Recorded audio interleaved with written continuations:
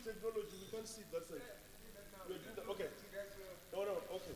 Let's allow them to do that so that when the regional secretary, you can go through. Yeah, but at least the noting, total noting, and I feel like narratives were good results.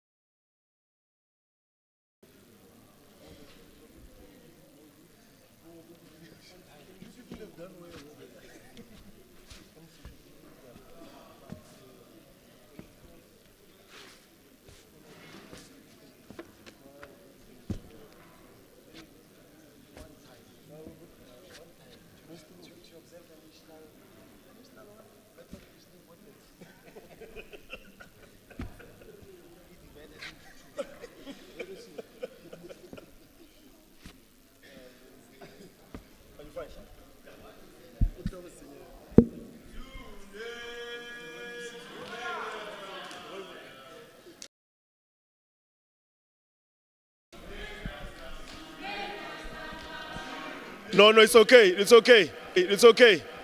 It's okay. We will allow that to happen on the last minute of departure. So, Stewardship of Comrade Jale Matote.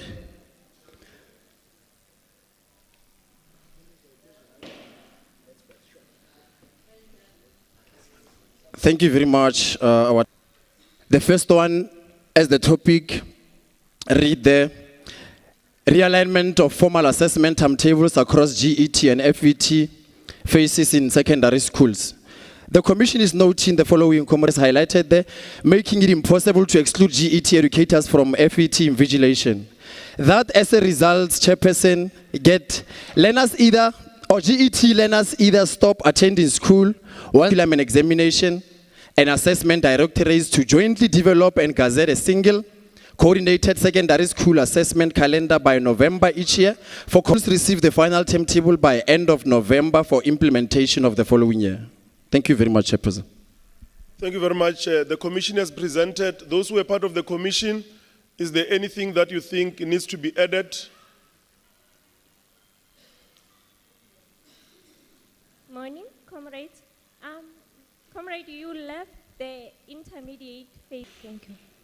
Yeah, but if you put the intermediate phase, it will not align with the caption of the motion, because remember, with regard to intermediate.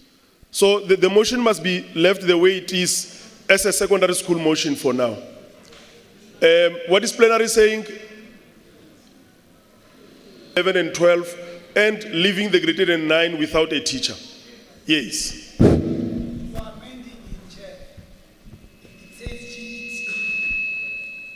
Yeah,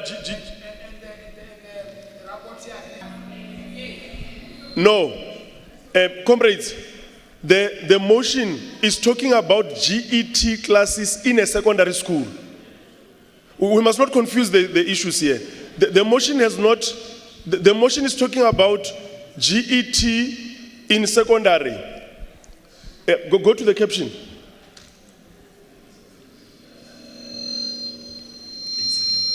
Realignment of formal assessment timetable across GET and FET phases in secondary schools. Then there's misalignment between that and the resolution at the low there. Because then if it's that specific to grade 8 and 9, it cannot be left to say no GET and it ends there. Because then it loses context.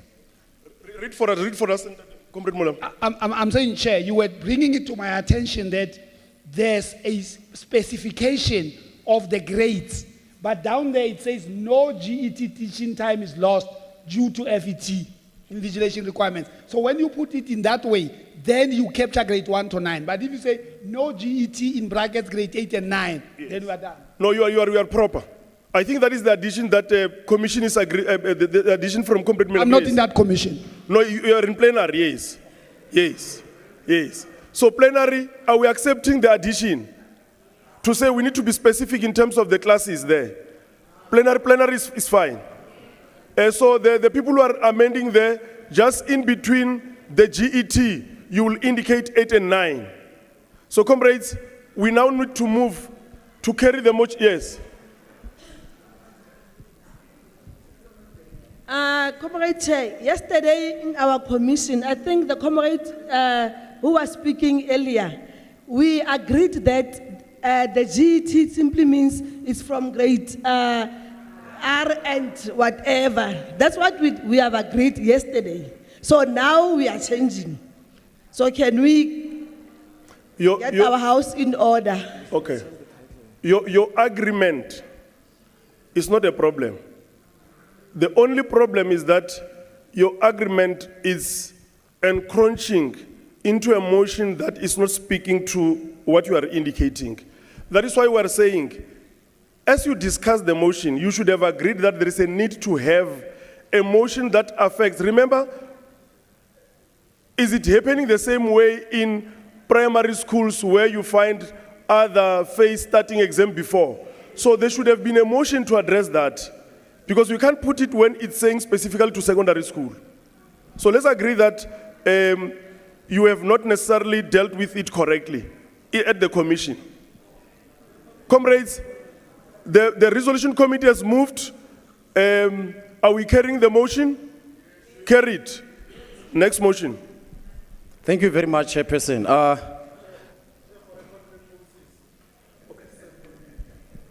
Okay. No, let's have somebody seconding from a branch, just to indicate that so and so branch is seconding. Let's have somebody from the branch seconding. Yes, my leader. Did you get that?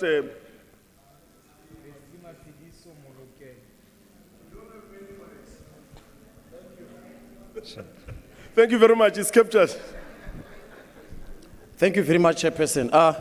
Comrades, we are still in the spirit of realigning things here. As indicated by the second motion from the Commission, they are still realigning. This time they are realigning. They are saying that they are noting, or the subject topic of the second motion from the Education Commission, realignment of GEC examination starting time with provincial examination sessions in secondary schools. They are noting, Chairperson, that the Department of Basic Education is piloting the General Education Certificate for grade 8, or for grade 9, with end of the year examination administered nationally.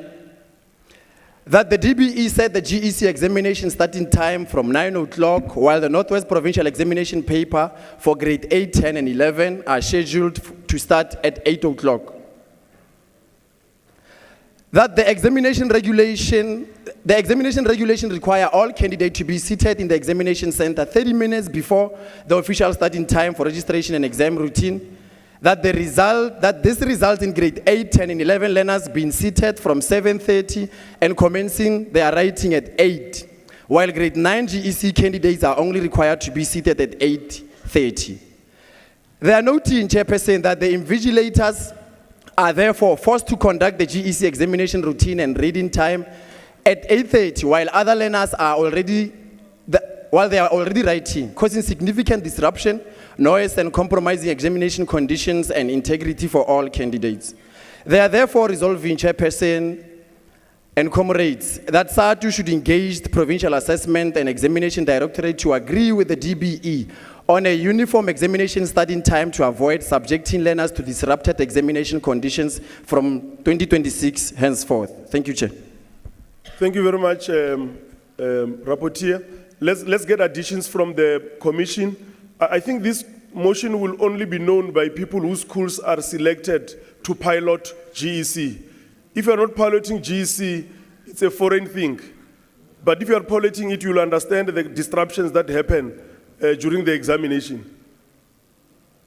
Any addition from the Commission? If none, plenary, are we happy with the motion? There is happiness. Let's get a branch. We have got boards, comrades, here. Let's get a branch that is now seconding. We've got boards here that we have issued. There is a board that side. You will indicate your branch as you. Yes. Kwahlama branch. But you will have to stand up and indicate as Kwahlama branch you are seconding. Yes. Comrade Maseko from Kwahlama branch, we are seconding. Thank you very much. Plenary is happy. The happy hour is continuing. Thank you very much, comrades. Is there a hand somewhere? Oh, okay. We are all covered, Chair. The next motion, Chair, is the annual teaching plan. The Commission is noting the current annual teaching plan runs through the process of examination, which compromises the content delivery and quality of examination. And therefore, Chairperson, they are resolving that the duration of the annual teaching plan should end a week before examination commence. They are furthermore noting, Chairperson, that ATP should be trimmed so that there should be quality content delivery, and ATP should be in line with the POA, Chairperson. Thank you very much. Thank you very much. Addition from the commissioners. You find learners writing exams in June. The exam has started, but the ATP is still saying you must be teaching. So commissioners are happy. Plenary, any branch that is going to reflect the happiness of the plenary in terms of seconding the motion. There is a branch here. Yeah, you can come this side, FTSS.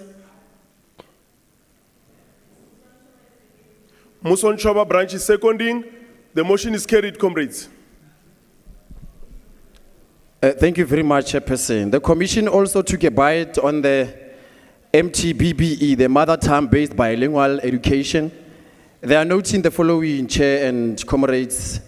They are noting that the SADTU position on language and education policy and the efforts of the MTBBE strategy in improving learning outcomes. They are noting, Chair, that SADTU aligns with the view that MTBBE promotes linguistic human rights, tackles epistemic violence, the marginalization of indigenous knowledge, and aligns with the Ubuntu philosophy by valuing learner diversity. They are noting, Chair and comrades, the NEC decision of the MTBBE implementation, which support the strategy to bridge the gap between home language and the language of instruction, to curb the gap where academic performance often drops, according to 2025 DBE report. They are noting the language gap on some educators, which might be a deterrent. Yeah. No training. They are noting that no training programs to prepare teachers ahead of implementation. They are therefore resolving, Chairperson, that to support the implementation of the MTBBE, they are resolving, the Commission is resolving to push the department to outline training plans for educators who must be trained a year before the incremental implementation as proposed. Chair, the Commission is also resolving to demand an audit report of teaching personnel who might face language gap challenges and furnish the Union with a plan on the future of these educators. The Commission, Chair, resolved to continuously monitor the implementation of MTBBE and to demand reports from the department on progress and challenges through task teams at all levels of the provincial departments reporting. These examples are given the Chair of the LEOs, the DTTs, and the provincial task teams. Thank you, Chair. Thank you very much, Commissioners. Any addition? We are okay in terms of the additions. In addition, there is a hand here.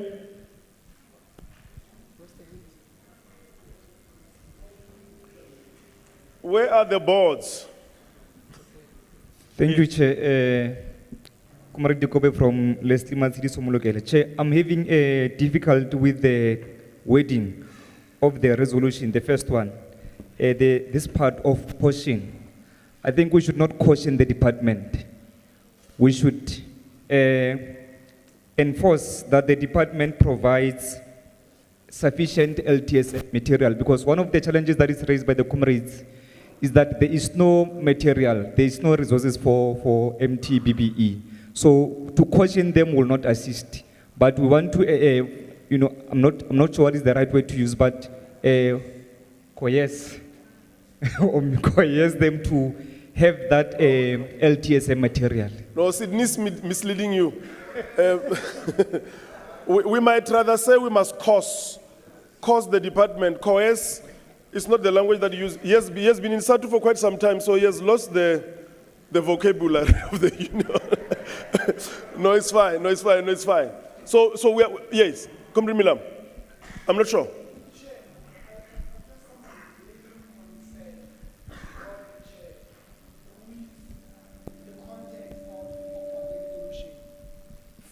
Sorry.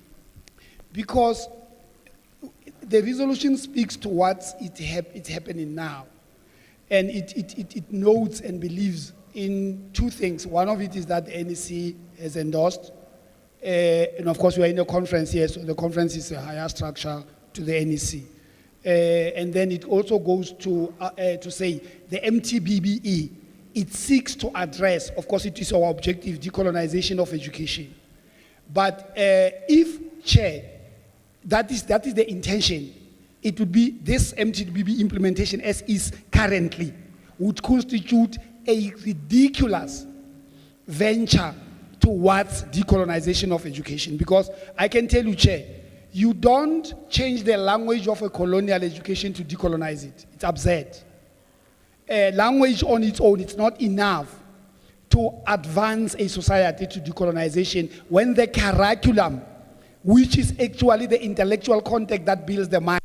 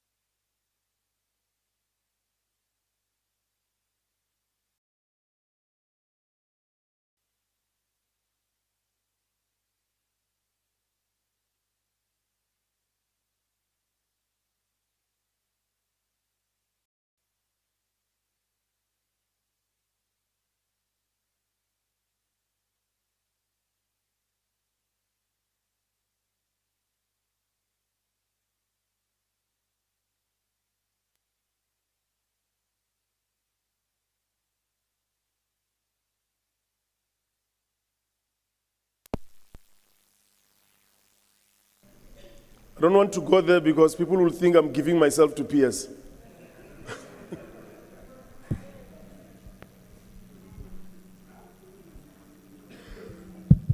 No, thank you very much, Chair. Challenges with regard to the implementation. And I think that's where we must be able to zoom in. We think it will be important, Comrade Chair, that we look into how best, so noted that there's an acknowledgement from the department itself with regard to issues that relates to human resource, related to resolving now suspending. We must be able, Comrade Chair, resolve on something that practically we're able to say, look, while obviously evidence in relation to all the challenges that are related to that, including human resource audit, especially where you have is not aligned. So the human resource audit must also take place, but including all challenges of LTSM and other related.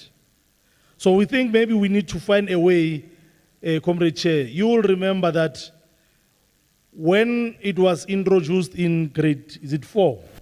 And this says 5, ne? We have had that particular attitude in one meeting with the department. But we don't want to be overtaken by events.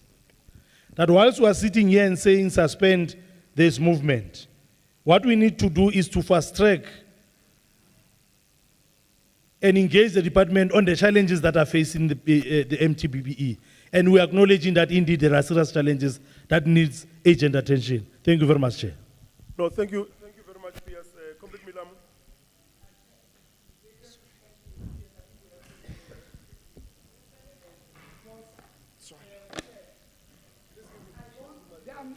Oh, sorry. Chairperson, nobody doubts the noble and progressive intention behind MTBBA. Nobody can dispute that, or nobody can quibble with that. But the reality, Chair, we are a profession of intellectuals. Our entry point to any analysis of a situation that has got to do with teaching and learning, it has to do with the assessment of the consequential effect to intellectual development of a vulnerable child. And as we are doing this adventurous experimentation with lots of challenges and we are busy implementing, we have to sit back, Chair, and say, in the light of all these challenges that we are raising around implementation of MTBBE, what are the consequential effects to intellectual development of those children who must imbibe this confusion as it exists now in its current form? And if we are genuine as teachers, obliged and considerate, because we know what that can do to the intellectual development of those very children, we have then to say, let's act with caution. Because we have got these challenges, and their consequential effect may be dire, let's halt, address this, so that we avert adverse consequences in the future. That's just my submission, Chair. No, I think we'll agree in terms of that argument, Comrade Miller, to say the MTBBE, it is common cause that we, what is this? Sum it up, okay. It is common cause that, but there is an issue of the recording.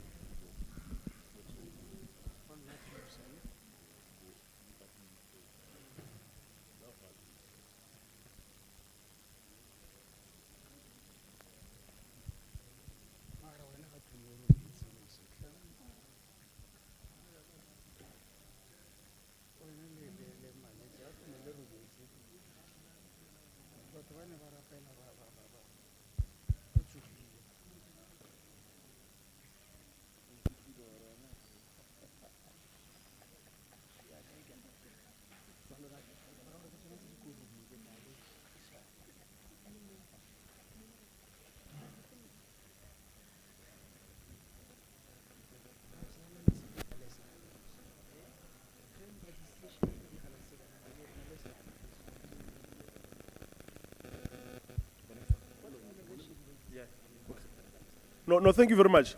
I was saying, comrades, maybe we should agree that it is common cause that we all do not have a problem with MTBBE. We don't have a problem because if you've got a problem with MTBBE, that will be a reflection of self-hate. That you don't like your own language to an extent that you feel that the language of the oppressor is superior than your language. So we don't have a problem with that. We can't have a problem with that in SADTU, in fact. Now, the issue that we are concerned about, which I think you are raising, Comrade Milam, is that to implement this progressive program successfully is going to be difficult in its current form, okay? So, because we don't have a problem with it, what the motion should be addressing, and which I think we should look at whether it has addressed that thing, is to ensure that it puts a condition to the implementation. To say, all right, we don't have a problem, this thing may continue, but the following things must prevail before the implementation.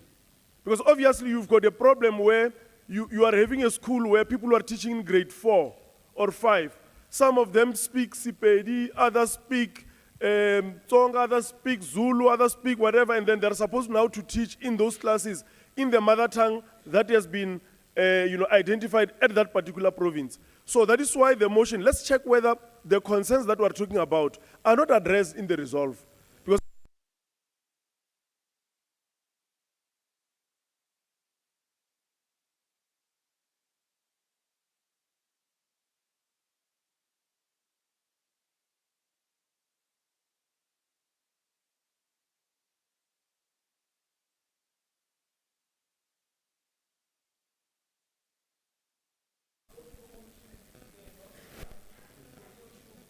Because they must coin it with the spirit that is captured in what I've said.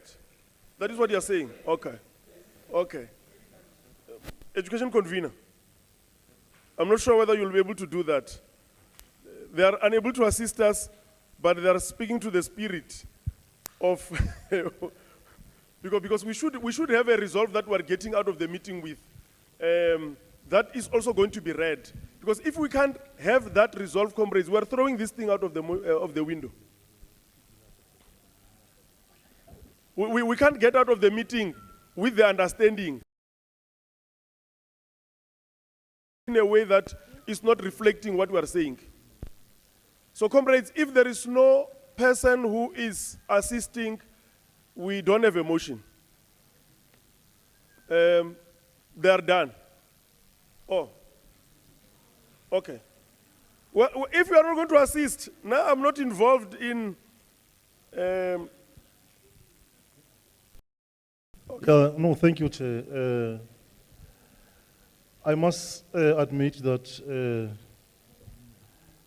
yesterday, this kind of arguments were presented to the Commission, and we dealt with them. It's not something new. Actually, something that we have heard yesterday. And in our resolve, the last bullet, we thought it is addressing that because it speaks to continuously monitor the implementation program and demand reports from the department on the progress and challenges through task teams at all levels of provincial department. So at the level of the LEO, at the level of the district and the province, such reports continuously. So thank you, Chair. Thank you very much, Chair. PS, you wanted to say something? Let's give the PS the mic. Now I'm about to throw something out of the window.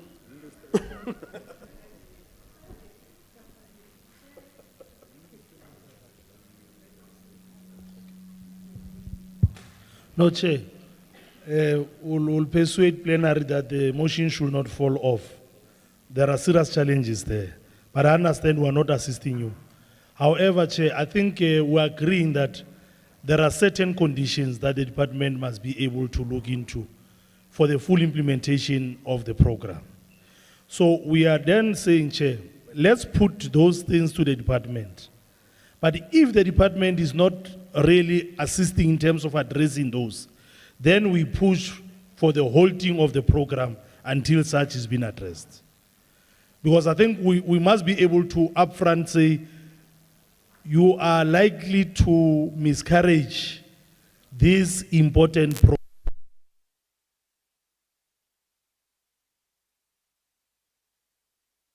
Thank you very much.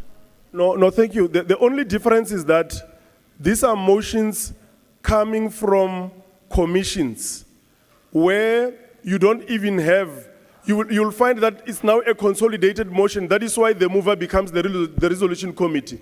Remember in a meeting, when they meet like the PEC or REC or whatever is on, there is a motion that may come from a particular region to the meeting.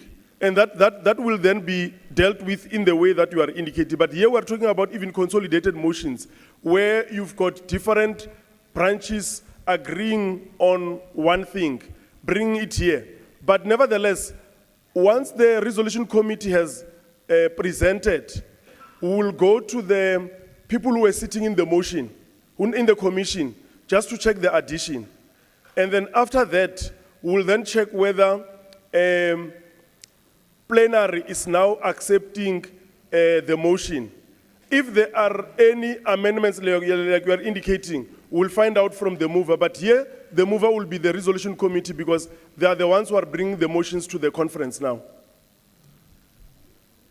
I agree with you, Chair. But remember, Chair, we waited for a minute in order to get the amendment inserted. Now, if we are unable to get the amendment inserted, the motion must go as is, Chair. Thank you. Yes, it will go as is if there are no amendments. So we are okay.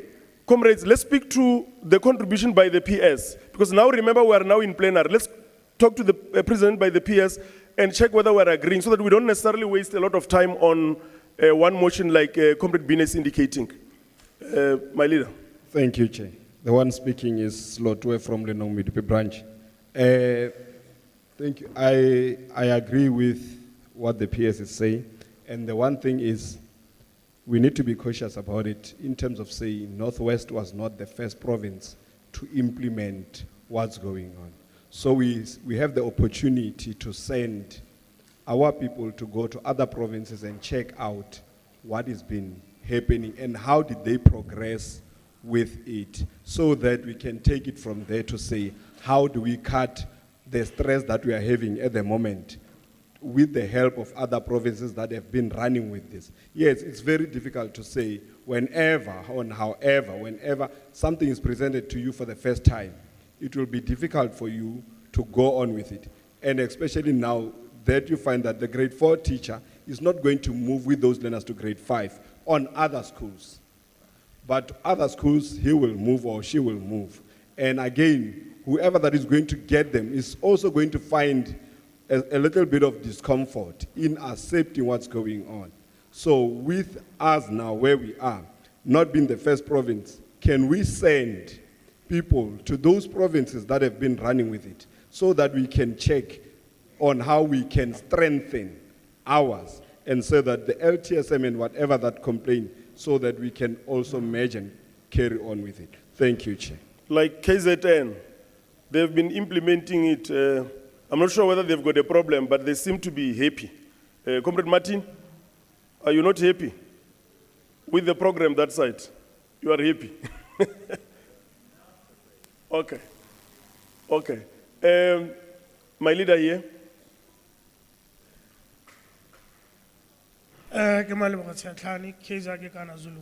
Region.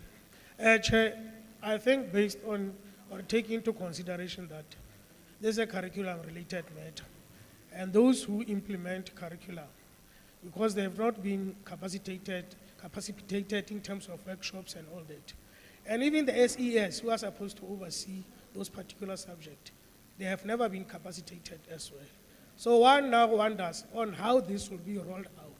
And it is for that reason that I believe that even instructional tools such as the textbooks and even the ATP, they have not made provisions for that in relation to MTBBE. So it will be difficult, Chair, for those who will be implementing this, because there are no clear instructions as to how this must be implemented. And for that reason, Chair, I would like to differ with the latter speakers and say this should be halted, and then we should then give the employer what is needed for this to be implemented. Thank you. Comrades, what is plenary saying? Because I don't understand what plenary is saying now. Yes, Comrade Joseph.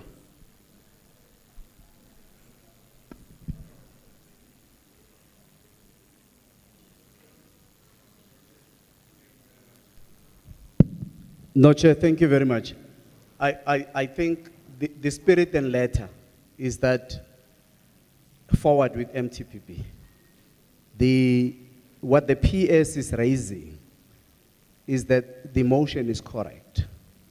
In line with what Comrade Mulamu is raising is that let commissioners enumerate or enlist what needs to be done, especially on the part of the department, and combine it with what Comrade Setlani is raising, that even ourselves, we need to model, take cues and studies from provinces like KZN, so that you bundle all the two together, then you come up with a resolve.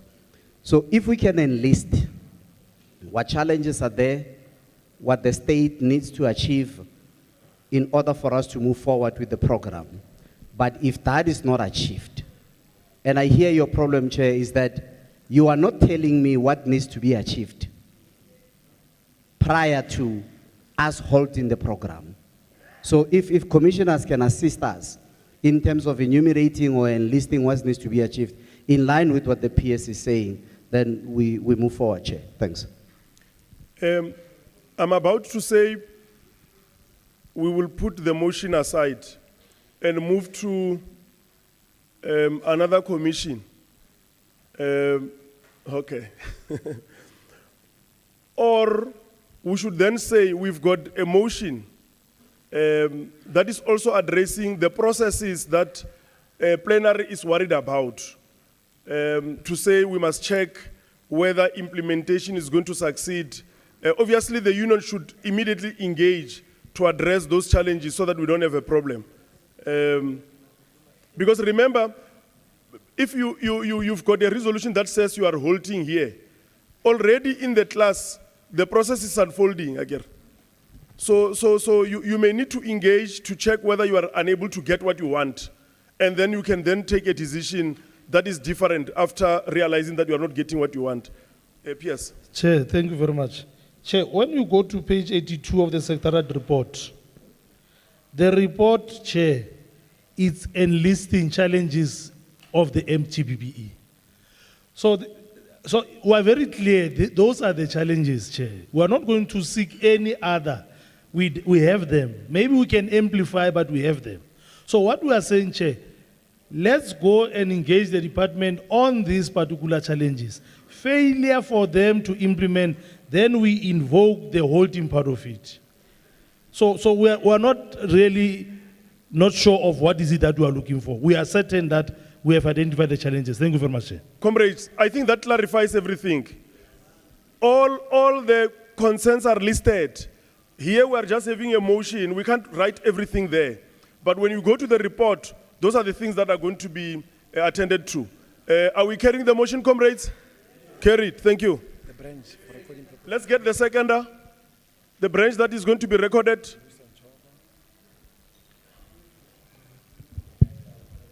Muson Choba, seconded. Thank you very much. We're going to the next commission. This was the last. Oh. No, we have the last one, Chairperson. On the last motion, comrades and Chairperson for Education Commission, the commissioners are noting that there is no standardized curriculum for SID and MMID in all special schools as well as LTSM such as ATPs, POAs, teachers' guides, and learner books designed specifically for the learners. They are still noting, Chair, that the DCAP's curriculum is still a draft that still contains the same subject that made the learners to be referred to the Ls in schools, and that frustrates them and resort to leaving schools, the schools. There is no qualification designed for learners with disabilities except the learner support, and special needs that only focuses on support. Also, Chairperson, they are noting special schools remain a vulnerable sector within the province. They are noting that the DBE advocates for inclusivity by promoting that learners must go to full service schools without relevant resources. They are noting, Chairperson, that the special schools curriculum remains in draft form and has not yet been finalized. Chairperson, they are therefore resolving that it is the basic responsibility of the Department of Education to draft the curriculum with the subject that will meet the LSEN learners' needs, that will improve their knowledge and skills to be able to fend for themselves after leaving the school. The department provides the schools with the relevant ATPs and POAs for learners with disabilities and develop the qualifications specifically on how to teach learners skills as well as specialist education support. Lastly, Chairperson, the Education Commission resolves on this motion that SADTU must draw a program of action to address issues related to special and full service schools. Thank you very much. Thank you very much. Commissioners, if there is any addition to the motion? No addition. Plenary, are we happy with the motion? Happy. Any branch that is seconding? Let's get the branch there.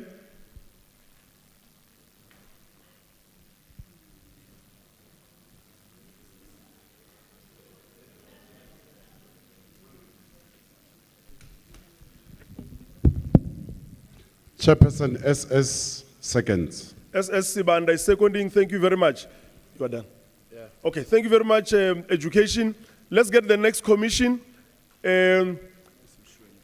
Other commissions, when you come, may we please try to, as we note, just give a summary of the noting and then we rush to the resolve.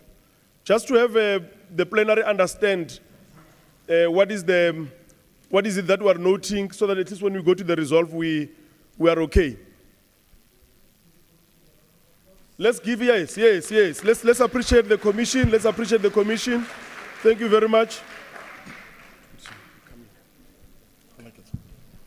No, thanks, Chair. Greetings, comrades. From social, economic and labor. In terms of Section 21, Northwest Department remains adamant. We are noting that the department is adamant and steadfast with holding 50% of 100% of Section 21. That legislation required the employer to empower SGB to be capacitated on handling the school finances. In a resolving part, that SADTU must lobby the NASGB and other progressive formative to initiate a litigation process against the Department of Education in Northwest. Thank you, Comrade Doni. Commission members, any addition? No addition. Plenary? Any submission? I'm noting the hand this side.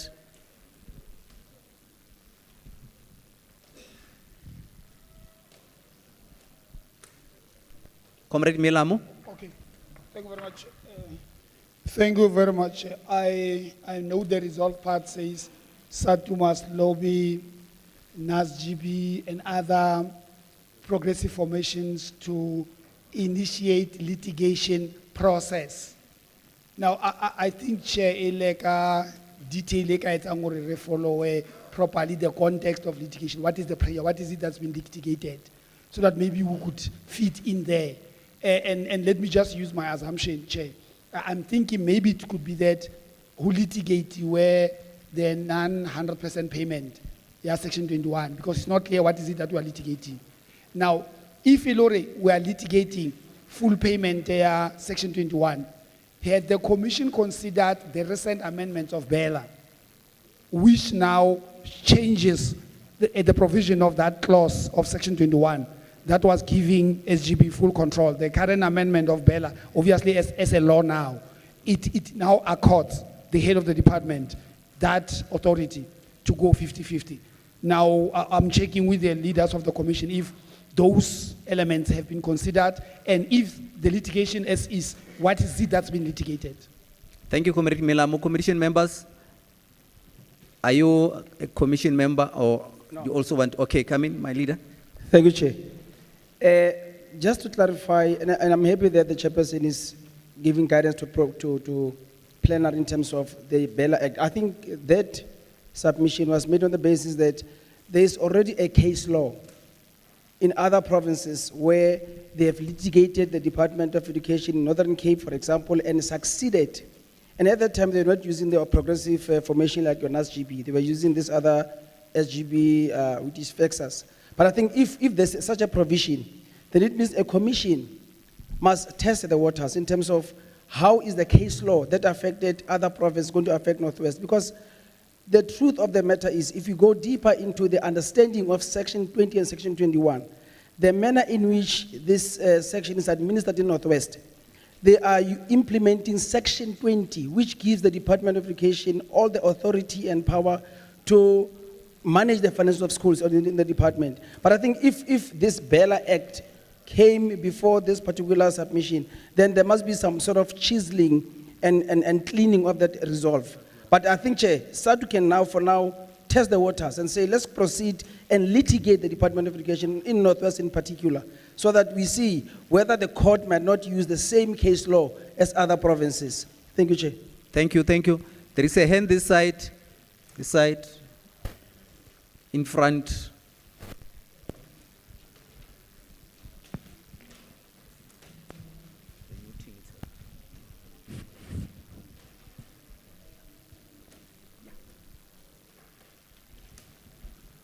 No, thank you very much, Chair. I thought the question was the litigation process, part of it. And my understanding is that the process of the department paying 50% and another 50%, that is the process. That must be litigated, so that 100% must be paid. But remember, comrade, this is you'll remember that we once resolved on this particular aspect as a union, and we advanced our case. We were even able to receive a legal opinion that suggested that you need to work closely with your governance structures, because this matter squarely lies with governance. That is why we are talking about, because of the relationship. But for convenience, NASGB can work with, you'll know that FEDSAS is very sharp on this particular aspect.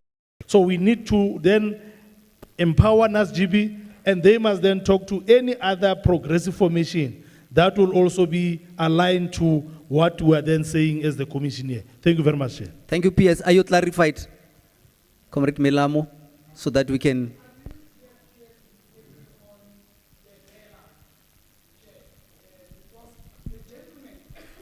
Get a mic, my Chair. The gentleman who caused this mess that we are having now in other provinces was the gentleman who was seated there, who was given 4 minutes to address by our chair. It was at that time when he was the illogical statutory madness through the gentleman, the honorable fellow there. Now, unfortunately, we lied low for too long. This guy went on to become a DG and realized this legal loophole that he left in the Northwest, that's going to cause him problems. And already, as the chair was saying here, other federations were already litigating.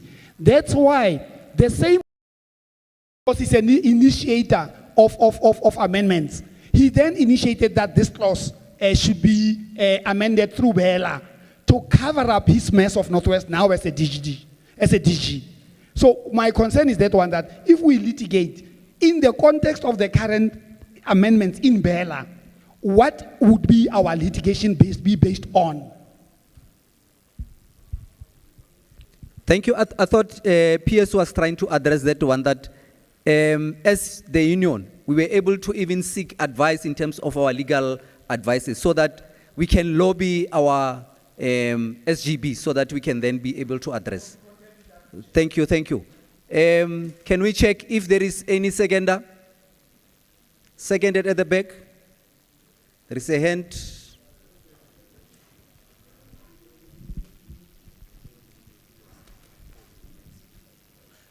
Chair, Taletso branch is seconded. Seconded. We are moving. The second one. No, thanks, Chair. On the breakfast to schools, we are noting that Northwest Department has embarked on a pilot project of saving breakfast to schools. We are resolving that all schools should be the recipients to the program. Commissioners, any addition? Clear? Plenary? Are we accepting the motion? Can we indicate? Yeah, that one, my leader.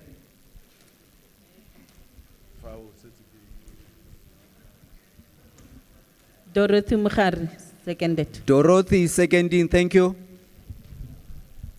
Chair, on the support to boy learners, we are noting that boy learners are neglected in the program of the Northwest Department of Education, especially intervention programs implemented at schools. For example, your teenage pregnancy, gender-based violence awareness, the Girl Learners Initiative, as well as for maths and science. We are resolving, Chair, that the Department of Northwest must develop programs and plans to focus on boy learners to redress the social imbalance experienced by boys and girls. Also, we are saying, Chair, that the department must also draw the active and regular role of school SQLTC as well as SBST to address the boys and prevent preventive interventions like smoking, alcohol, and abuse, gangsterism, as well as social behavior and health. Yeah. Thank you, Commission members. Any addition? Are you a member? I wanted to check if there is any addition. Plenary? I'm noting a hand here.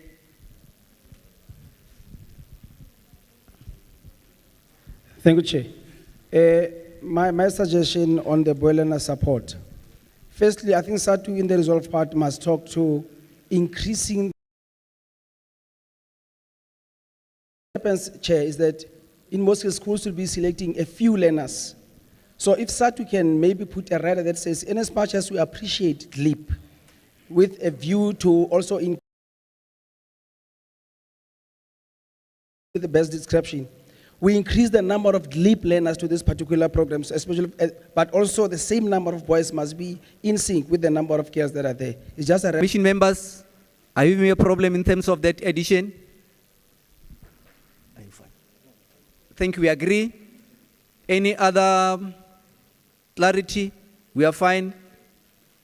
Can we check if there is any seconder? There is a hand this side. With that addition, Thank you, Chair. SM Khase is seconding. Thank you. No, thanks, Chair. On GEMS, Chair, we are noting that the PSCBC Resolution 1 of 2 GEMS was created to be affordable medical aid scheme for the government employees with an intention to ease the medical cost of employees in the public sector, Chair. Also, Chair, we are also resolving that let's reaffirm PSCBC to review Resolution 1 of 2006, Chair. Thank you, Commission members. Any addition? Plenary? Clarities? Do we agree? Let me see. There is a hand moving.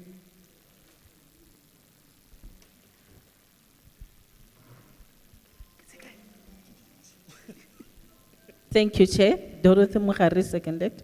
Thank you, Dorothy. We are moving. Evidence of vandalism, theft, and violence and criminal activities within our schools, the unsafe school environment, also the Constitution of the Republic of South Africa guarantee the rights for learning. Chair, on the resolving part, we are reaffirming the existence of 2022 Provincial Conference motion, as well as SADTU Northwest to cause the employer to table the provisional subcommittee, the provisional safety subcommittee at the PLRC. Thank you, commission members. Any addition? Plenary? Any clarity? I'm noting 2 hands. The first one here and the other one this side. Yeah, give him a... No, I was going to second. Oh, okay, let me take clarities first. Comrade Milamo?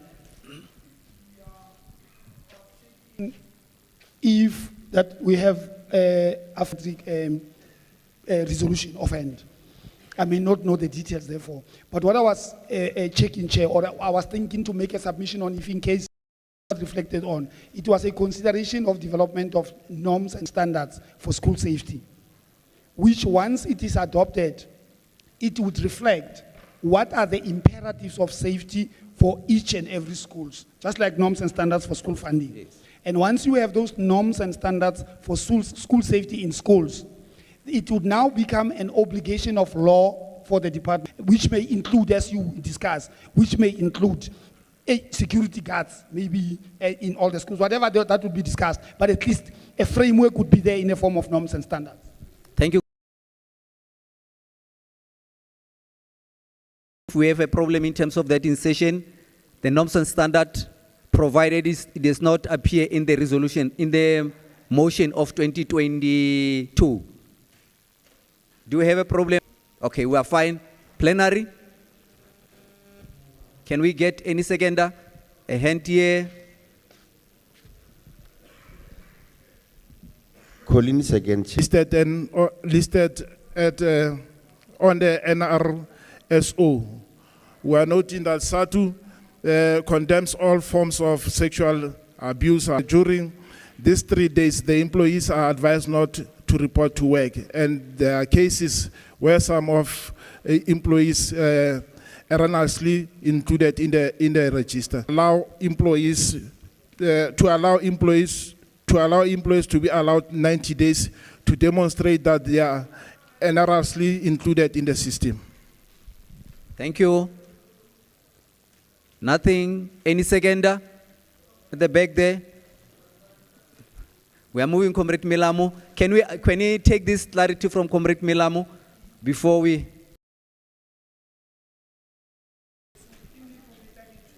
Yes. Can you wait for a mic so that they can know what you are saying in terms of lo? Because you are saying you betakepe. Moetapele wa ka ne ke re me motho go na le kana go nngwe a etswang diphoso ka baka la go kenwa ke Satane me a hlaphoelwe. Jwale much as Comrades, thank you. Can we allow Comrade Milamo to continue?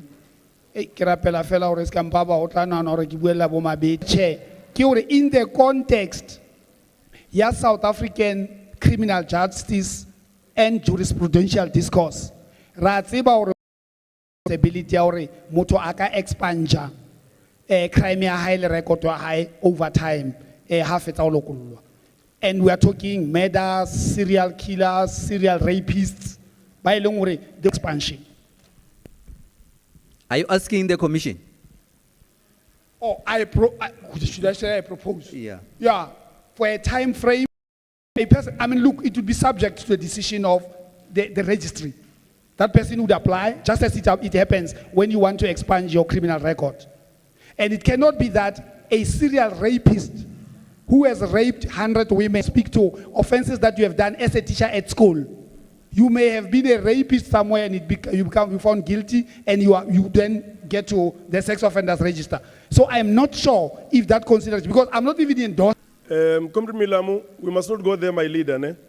Because the fact that it happens in other section should not, bring some appetite. We can't have an appetite as a union to copy those things.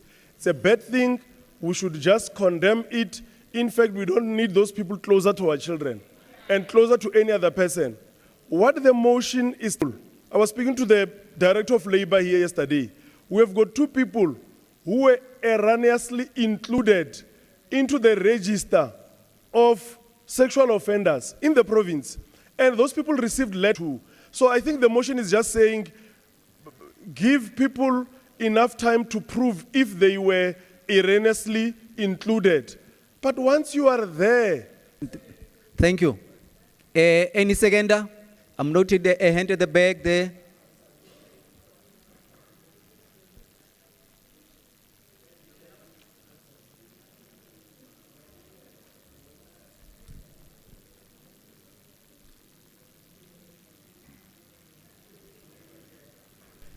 Based on the 9 accused or not, Mudimusana is seconding the 90 days and seconding the motion. Thank you.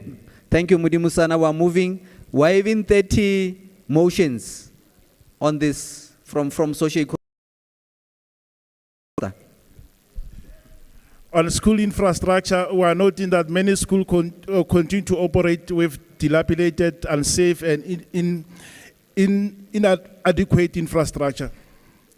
In terms of with the minimum norms and standards of the school infrastructure by the Department of Education in Northwest. Thank you. Commissioners, any addition? Plenary? Muson Choba, second the motion. Muson Choba, thank you. As it is. Thank you. On the danger allowance, we are noting that the danger allowance, that the education sector is excluded, that the prevalent report case where educators are victims of the violence incident. In terms of resolving, we are sent in the ELRC. Thank you. Commission members, commissioners, any addition? They are fine. Plenary?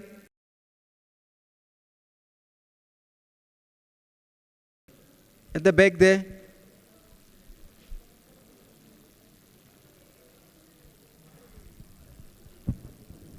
East, second.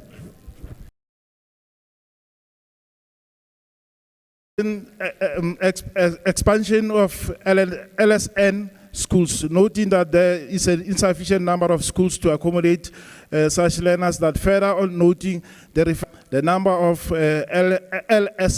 LSEN schools in the province is able to take care of challenges at hand. Thank you. Thank you. Commissioners, any addition? Thank you, Chair. Ulibile Lekwase is seconding. Ulibile, thank you. We are moving.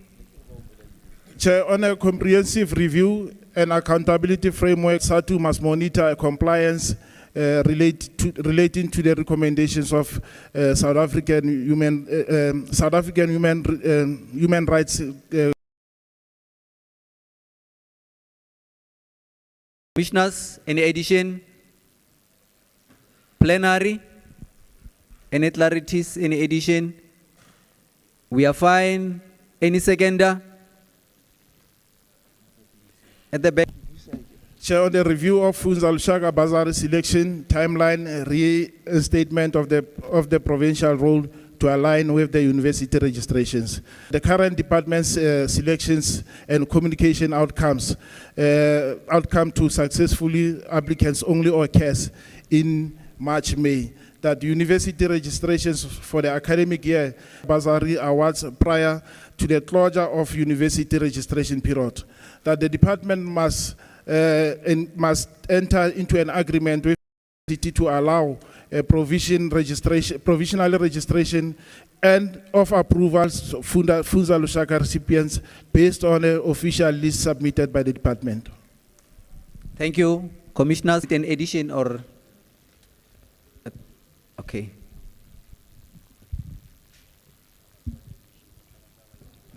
No, thank you, Chair.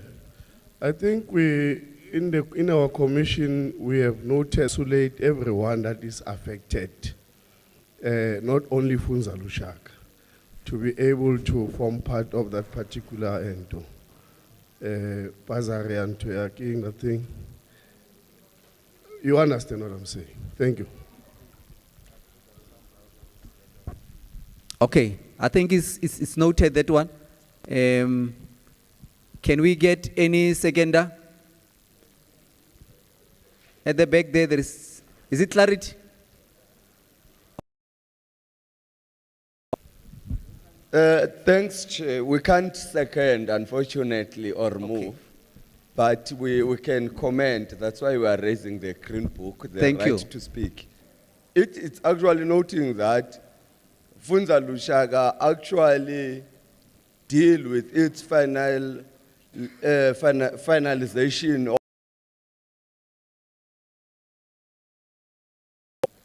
Then there is also the resolution proposes that Funza Lushaga should then send the official list earlier so that students should register. I could happen. How do you send an official list when you have not finalized, if your finalization is in March?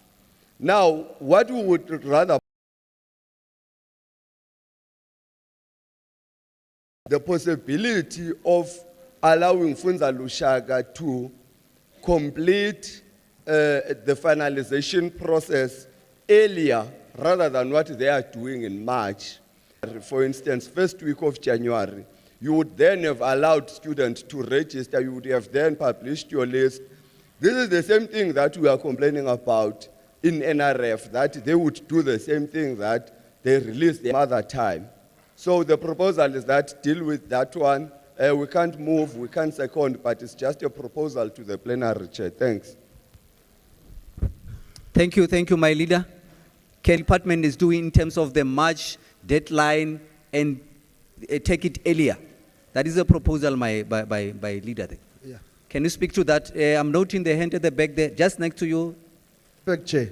I agree with the speaker to say it's like we are condoning the laxity from Funza Lushaga. It's the same when you look at what is happening with the NSFAS.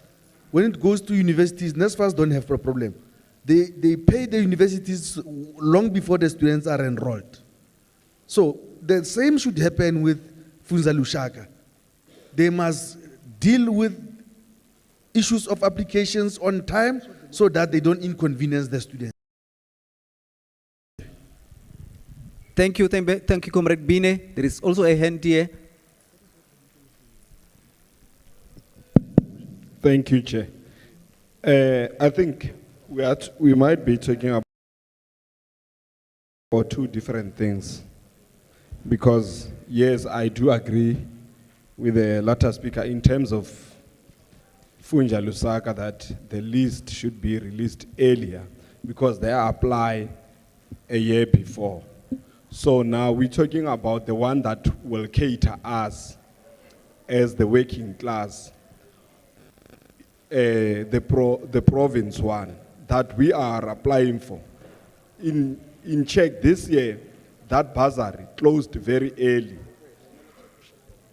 Before, or the one that I'm affected by it. I could not apply for it because in January I was doing my portfolio. So the result of the portfolio came after the closing date of that bursary. So you see how it affected us. But for someone who's doing the first year of the honors or the masters, can be catered because they will register early before the closing date. But since I could not get the bursary a year before, I wanted to apply again this year. Now that I was waiting for the result of the portfolio, I could not be able to apply. So that's where, but last year, it closed around March. So I asked myself what happened with the change of the closing date this year. So that's where it got us asking questions about it closing early, it closing late, or was it because they wanted to pay or what? But can they please take in consideration that if you are not able to be granted the bursary, you will still apply, and then there are certain things that cannot grant you the opportunity to apply before the closing date. Thank you, Chair. Thank you, Chair. You wanted to? No, comrades, maybe the plenary must assist us, because when I read the caption of the motion, it's speaking to our concern. It says there should be a review of Funza Lushaga selection timelines, okay? And restatement of provisional role to align with university registration dates. Because the motion is noting that the current situation is that Funza Lushaga has moved away from what it used to be. You know, in the past, it used to be done through the provinces, and provinces will then finalize it, although there were people who will be applying nationally. But since they took that role, nationally they are finalizing around March, and I'm sure the bursary that the comrade is talking about is the one of people who are permanently appointed. It's not the bursary for Funza Lushaka. Remember, Funza Lushaka is given to students who goes to university. He's talking about the departmental bursary, not necessarily the Funza Lushaka one. So comrades should tell us where this motion is not addressing the issues, because if you go to, it is indicating that the Department of Basic Education has centralized, yes, current selection, communication of outcomes to successful applicants occurs around March. It is noting those things. It also noting that the registration at universities closes between January and mid-February. So it means that if Funza Lushaka does it around March, it's going to be late. But if you can just go to your resolve, so that we're able to see whether there is really a concern. The resolve is saying the DBE to ensure finalization and communication of Funza Lushaka bursary awards prior to the closure of university registration period. Again, maybe the motion could not put a specific date because university will not necessarily close at the same date every year. But it's saying this thing must be concluded prior. And then it goes further to say that DBE must, like NSFAS, enter into agreement with universities to allow provisional registration of approved Funza Lushaka recipients based on the official list submitted, because that is what they used to do. They used to send lists to universities of all the people that they've awarded bursaries, and university will not demand registration fee. They will just register those people and wait for the money that may come even around April. So maybe plenary must assist us to say, where do they think the motion is not addressing their concern? And then if we can get that, then I think we'll be able to move well. Can I check with Comrade Bine whether you are clarified so that we can move or maybe assist in terms of any addition that you want to make?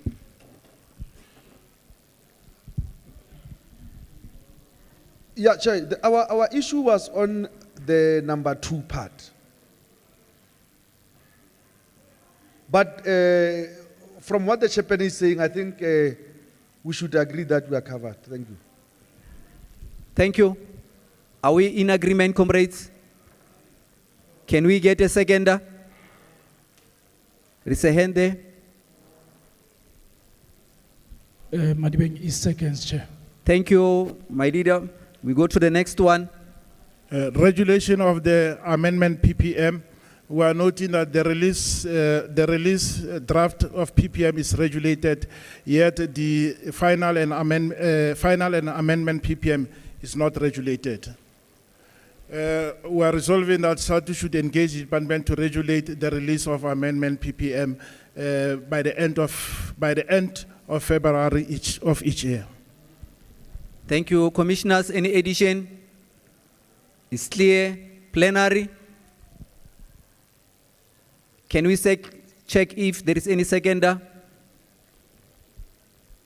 A mic in front here.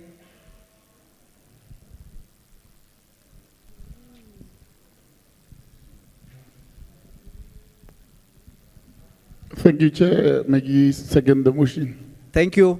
We are moving. On the rewarding and motivating the ESP, we are saying that the ESP play a vital role in ensuring the smooth functioning of the school and learner welfare, but also we are noting that educators who work in the same site with the ESP are rewarded and motivated from time to time through the National Teaching Awards and Oral Teachers Day. In terms of resolving part, that the recognition and appreciation of support staff contributions by the integrated into the department reinforce their importance in the education ecosystem. Thank you. Commissioners, they are fine. Plenary, any clarities, any input? Is it clear? Thank you. Any seconder? Yeah, in front here.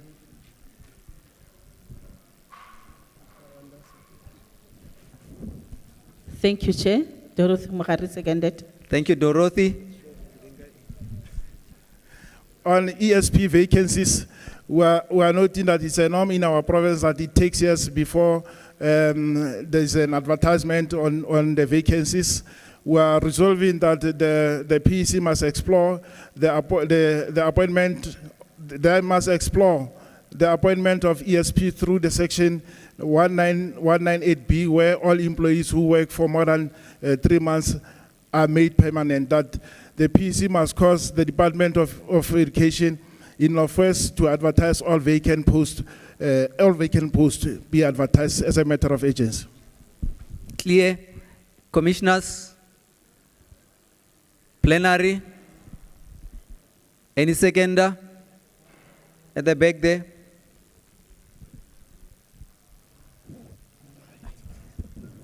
No, thank you, Chair. Linda Mohale, branch second. Thank you, Linda Mohale. The reintroduction of teacher laptop initiatives. We are noting that the implementations of module 16 across the district, which require usage of laptops, the needs to resource educators.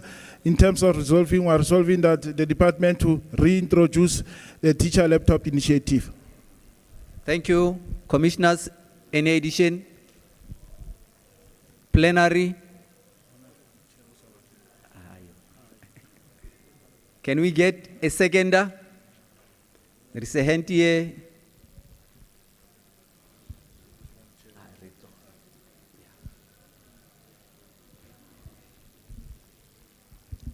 Thank you very much. Malfretana Mofoke in second. Thank you. I think we are done. Can we give Comrade Donald a round of applause as we invite organizational? Lost and found, the key is lost and found, room, I'm not sure whether it's 110 or what. No, that one, President, it will be dealt with during political commission.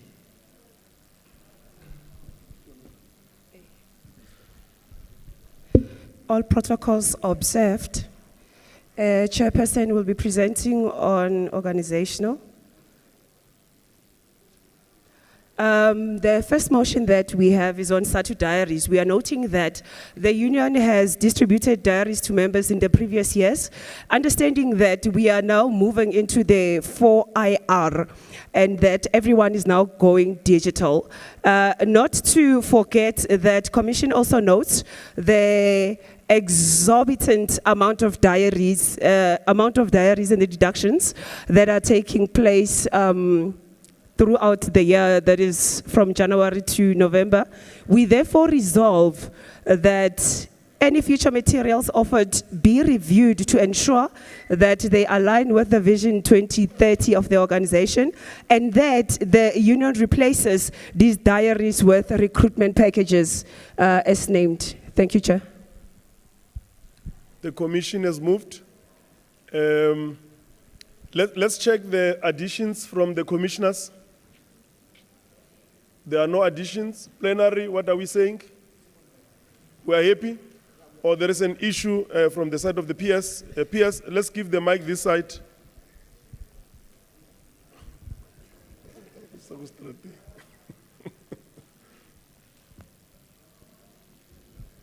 No, Chair, thank you very much.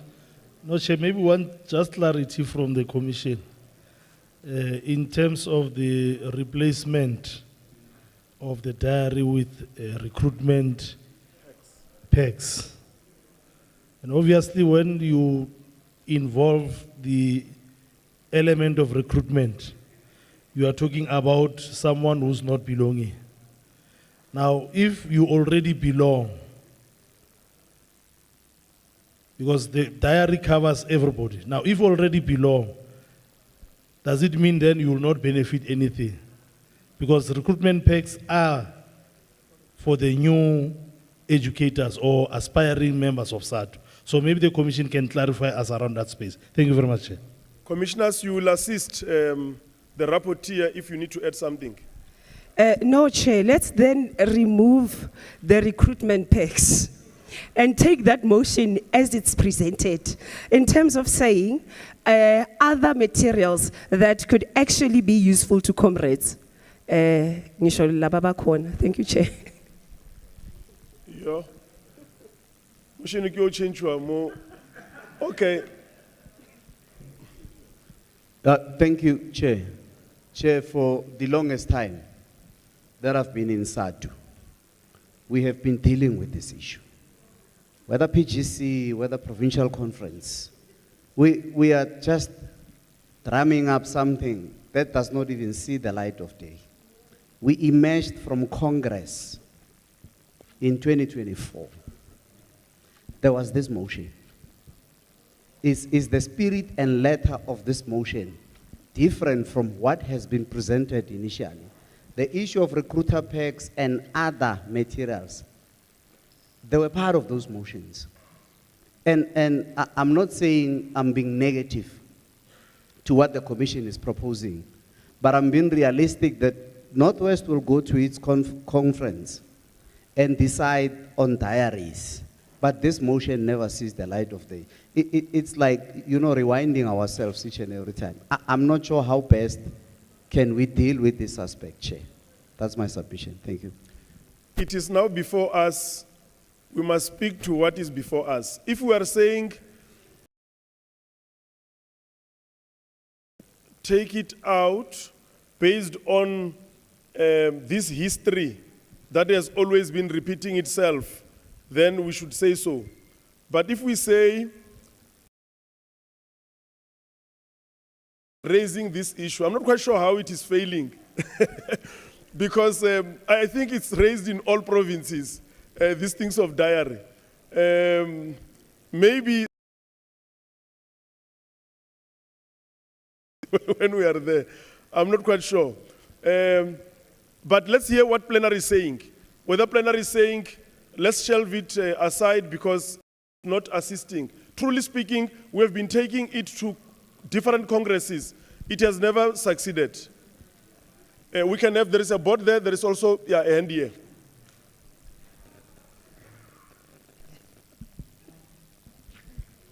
Thank you, Chair. Chair, I'm rising here to say Northwest has been put in permanently in every structure of the organization at national level. I do not think we need to give up.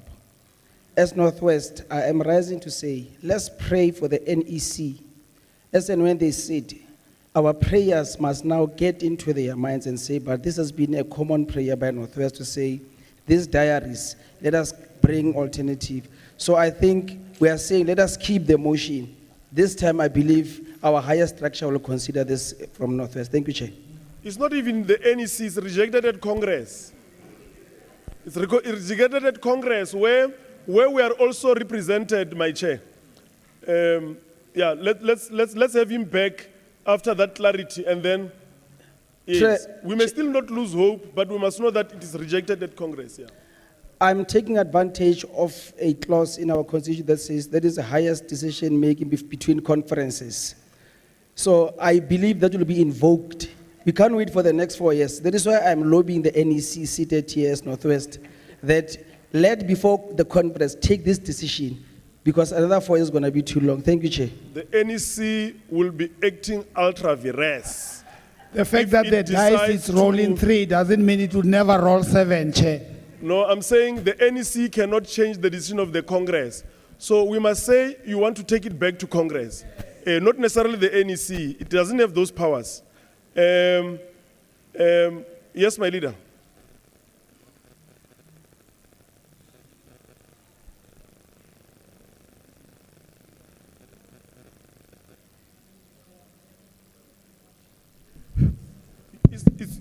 No, it's on. No, Chair, I actually wanted to say what Comrade Mokhara was saying, to say, you've been presenting this for some time now, and we must not actually give in, because if you can check, delegates are changing. We are having those young ones who are now coming, who will definitely win this at the national level. Thank you, Chair. There could be a new man that goes to the Congress who will bring this thing. No, it's correct, my leader.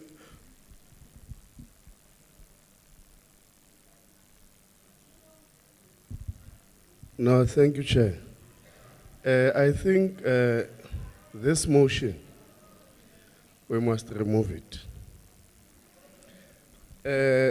You will understand, Uguchi, we interface with our members on the ground, including your retired teachers.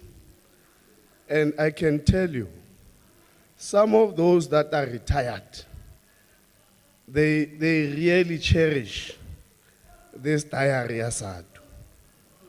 And they request. In actual fact, we have made it our business to factor them in when we are making a list of diaries that must be received.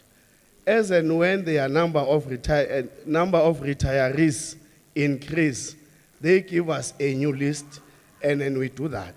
Because at least because they love SADTU, they have something sentimental or that speaks to them through this particular diary. So I would say, much as we have fought and all those other things, and Chair, we are aware that it has failed on National Congress. Now I would say, as Northwest, this motion, maybe after 8 years, but for this particular conference, we would say, let us remove with that particular understanding that at least it might not be appealing to some among us here, but it appeals to those that love SADTU and are no longer in the system. Thank you, Chair. Okay. Comrade Milamo want to come back. We are going to finalize this thing now. You want to come back? I've not come in. Oh, you want to come? I'm just rising for the first time on the issue, Chair. Oh, okay. And saying, but batla re bola Chair, o hopolo re bantsha di 100 rand, yola ka utlwa baetapele ba ka. Ba re ba batla dibeke a ba batle di diary. Ke ka baka la go baetapele ke re ba kgawana le di 100 rand a kgwedi le kgwedi. Jwale ke nnete maqhekwana gona tshwantse ga hlomphege ba o ba mele ga ba rata ke batho ba ka tsamaileng tsela le bona. Mara nahana fela jwale ka commission e suggesta qhekwana la ka se le pension tse le ya clinicing ka bekenyane ya ule ka ya hakisitse e ngotswe SADTU.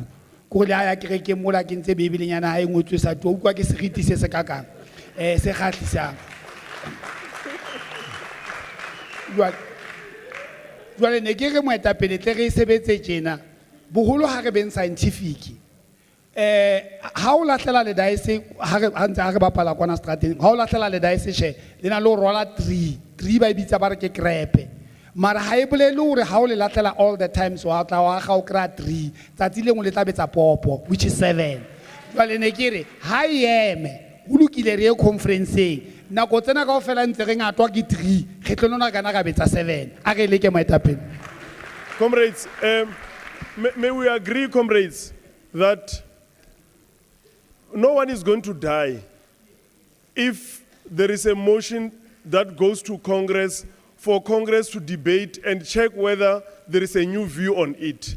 The fact that the motion could not succeed in the previous years does not necessarily mean it will not succeed. If it doesn't succeed, we'll learn again that it didn't succeed again.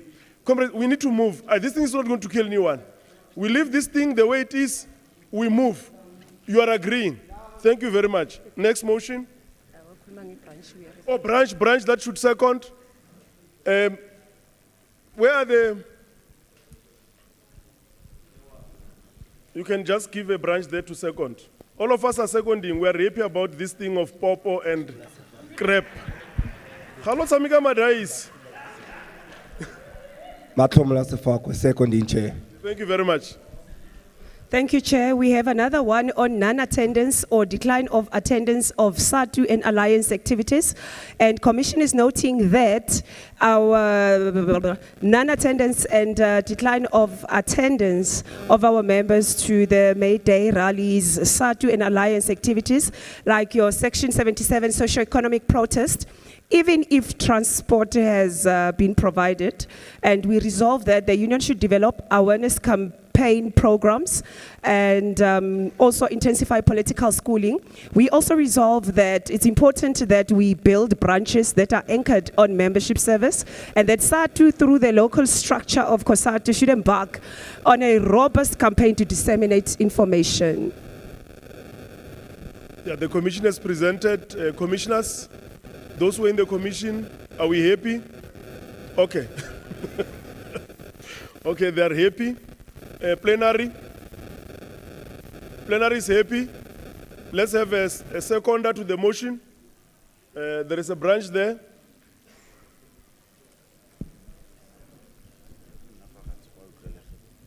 Chairperson SS Sibanda seconds. Chair, the next motion. We note that SADTU has historically been built as a disciplined, militant, and program-based organization guided by its constitution, policies, and resolutions.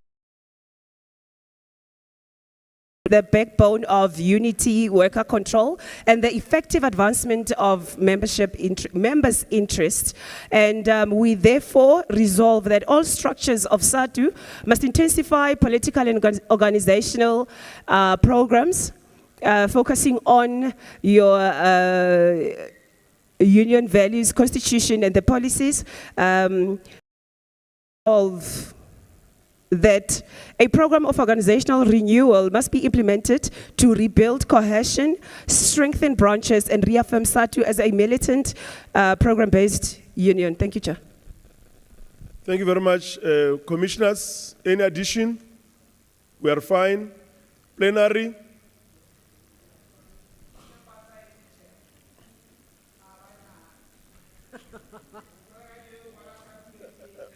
Please, let's give you the mic.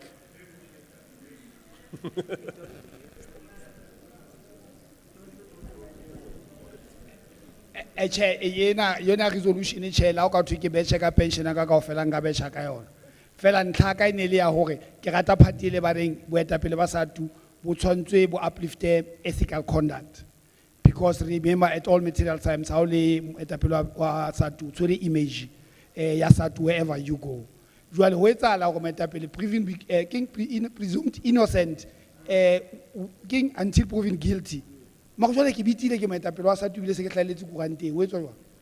Ke tswella pele jwalo presumed innocent ke seke for a year with that cloud. Ke ne ke di meeting ha ke re ha ke tsebe ke ha o etsale mohlomo bile ke tshwere meme a eme mola nang chebe ke mo address jwalo. Ke bende ke re ba bang ba re hana ka go tswana tse mo getting of the image of the organization. Step aside, it are a case fela o tla tswela pele ka boetapele ba. A ke tsebe na would it be something to consider in that process? Because once you put it here, it will create a lot of problems of, you remember there are issues where the department can also have an agenda of just wanting to, claim something that did not happen because of other things, and then you step aside then, and then but at least the union can initiate its own processes.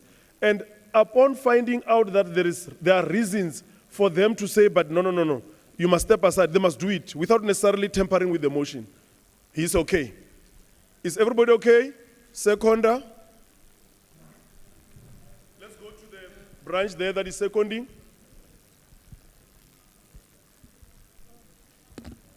Thank you, my leader. SM Khaswe seconding. Seconded. Thank you.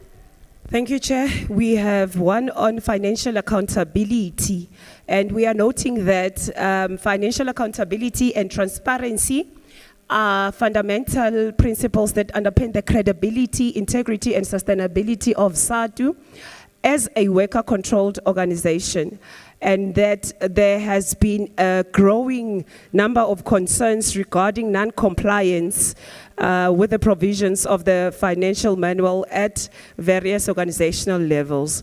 We therefore resolve that all structures must strictly comply with the SADTU financial manual, including proper record keeping, reporting, and approval processes, and that the union needs to enforce consequence management for non-compliance and the failure to submit financial reports. Thank you, Chair. Lastly, that the union must strengthen oversight mechanisms, including regular financial reviews by relevant committees and leadership structures. Thank you very much. Commissioners, any additions? We are fine. Plenary? Anyone who supports that we should not be accountable? Okay. You are seconding. Thank you very much. SS Sibanda likes it. SS Sibanda likes it. They're seconding. Thank you very much. We are glad for the liking. On the servicing and conditions of education support personnel, we are noting the critical role played by the ESP in ensuring a smooth functioning of the schools, offices, and education institutions across the province. That ESP is governed by the provisions of the Public Service Act, which defines their conditions of service as public servants, and that the deteriorating conditions of service for the ESP are characterized, Chair, by among the lack of proper tools of trade and unsafe working environment. And it's for that reason that we resolve that it's important to prioritize the organization, recruitment and servicing of ESP as a strategic focus of the province, and to ensure that we develop provincial ESP program of action with clear targets, timelines, and accountability measures, and that we intensify advocacy for the review and improvement of conditions of service under the Public Service Act, including improved remuneration and benefits, among others, and to ensure that also we resolve to mandate the PEC to report regularly on progress in implementing this resolution. Thank you, Chair. Thank you very much. Commissioners, any additions? You decided to bring, okay.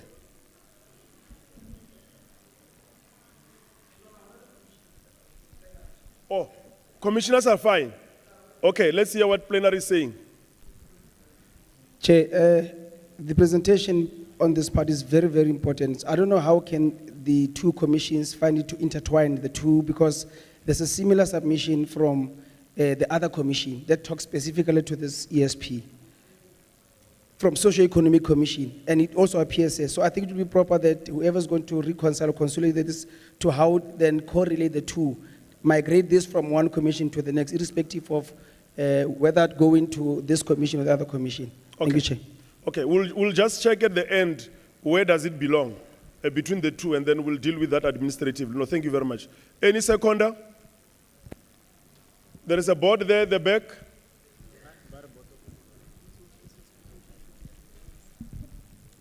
Monty Makala is seconding. Did you hear the name? Monty Makala. Thank you very much. Thank you, Chair. On the recruitment and servicing of TVET lecturers, CET educators, as well as office-based educators, we are noting the strategic importance of the TVET, as well as CET and office-based in advancing skills development, adult education, and the overall transformation of the education system. We are also noting the role played by the Department of Higher Education and Training as the employer with unique challenges distinct from the basic education sector. We also note the poor organizational performance of the union in terms of servicing those sectors, and the characterization, Chair, is as per like the weak recruitment and declining of membership, inconsistent and inadequate servicing of members, absence of strong workplace structures. Chair, we then resolve to prioritize the recruitment, organization, and servicing of TVET, CET, and office-based, and that it be treated as a key provincial strategic focus. We also resolve, Chair, that there is a need to develop and implement a dedicated provincial TVET and CET organizing strategy with clear targets, timelines, and accountability, and that we mandate a PEC on regular reporting in terms of the progress made in organizing and servicing the aforementioned sectors. Thank you, Chair. Thank you very much. Commissioners, these are sectors that are identified in SADTU as vulnerable sectors. We are fine. Plenary, let's get those who are seconding if there is, yeah. Give one of them that side. There are three. Jelma Roda is seconding. The provincial secretary of the PLRC is disturbing. Oh, no, you are not the one who is capturing that. It's you. Let's get the name of the branch again. You get the branch. J.L. Maruta. Okay, J.L. Maruta. And education programs into broader union activities to maximize participation. Commissioners, they are fine. Plenary. Vuselela, seconding chair. Thank you. Vuselela is seconding. Okay. Or honestly present their eligibility in relation to constitutional leadership requirements. We also note that this lack of transparency undermines the integrity of organizational processes. We therefore resolve that it is important to enforce strict compliance with all constitutional leadership requirements and provide political education on constitutional requirements and organizational discipline, and that all members should uphold the values of integrity and protect the unity of their organization. It's important for us to bring to the attention of conference is that because of the disputes and the rerun, it's costing the organization. So it is important that when we in structures that have been launched. So I think they're just clarifying why they decided to come with a motion like this one. Let's get plenary. Comrade Chair, Hosaranchi, second the motion. They are seconding the motion, is fine, but there is a hand at the back there of PS, and also a hand this one, yeah.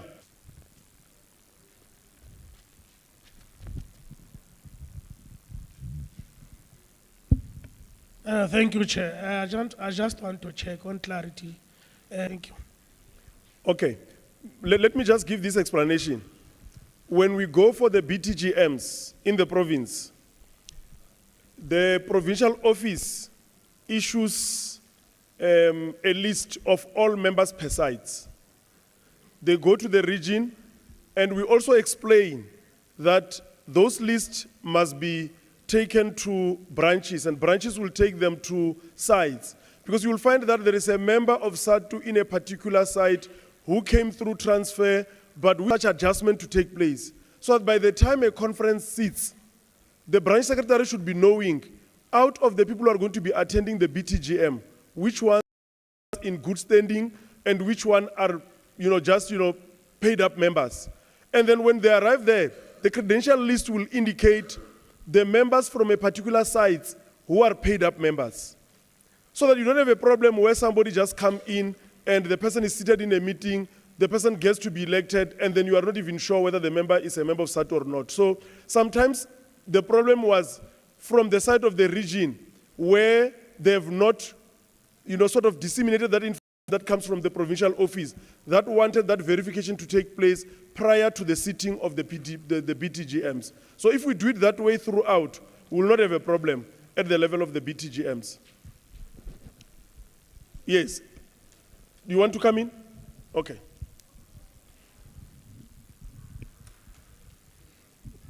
Thank you, Chair. I just want to check on the issue of SADTU members affiliated to certain political parties. I think it is very important that as SADTU we must also resolve on this issue, because truly speaking, these members of certain parties. So I thought maybe it will appear on this and we must take a resolve on it to say, how do we deal with these issues? Because those comrades, truly speaking, they are damaging dual membership. Yeah, they are making a great damage in our union, comrades. You are talking political parties? Yes. Okay. This process. So obviously, in terms of political parties, SADTU has got a position, a policy position that says you cannot be a leader if you lead. So this motion is speaking something different from what you are raising. So obviously, we would need a different motion to speak to that, but there is a policy position of the union to address what you are concerned about. Comrades, the motion is clarified. Let's get, if there is a seconder at the back there. Monty Makala is seconding. Seconded.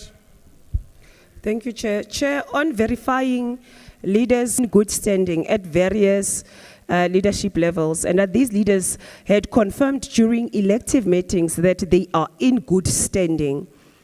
There are instances where some of these leaders are not aware that their membership has been terminated or not deducting. And it's for that reason that we resolve that PEC must conduct in good standing, one, and that the union, the audit must be concluded by the 31st July 2026, and that PEC must further develop a strategy of verification of leaders on a continuous basis. Thank you, Chair. Yeah. Okay.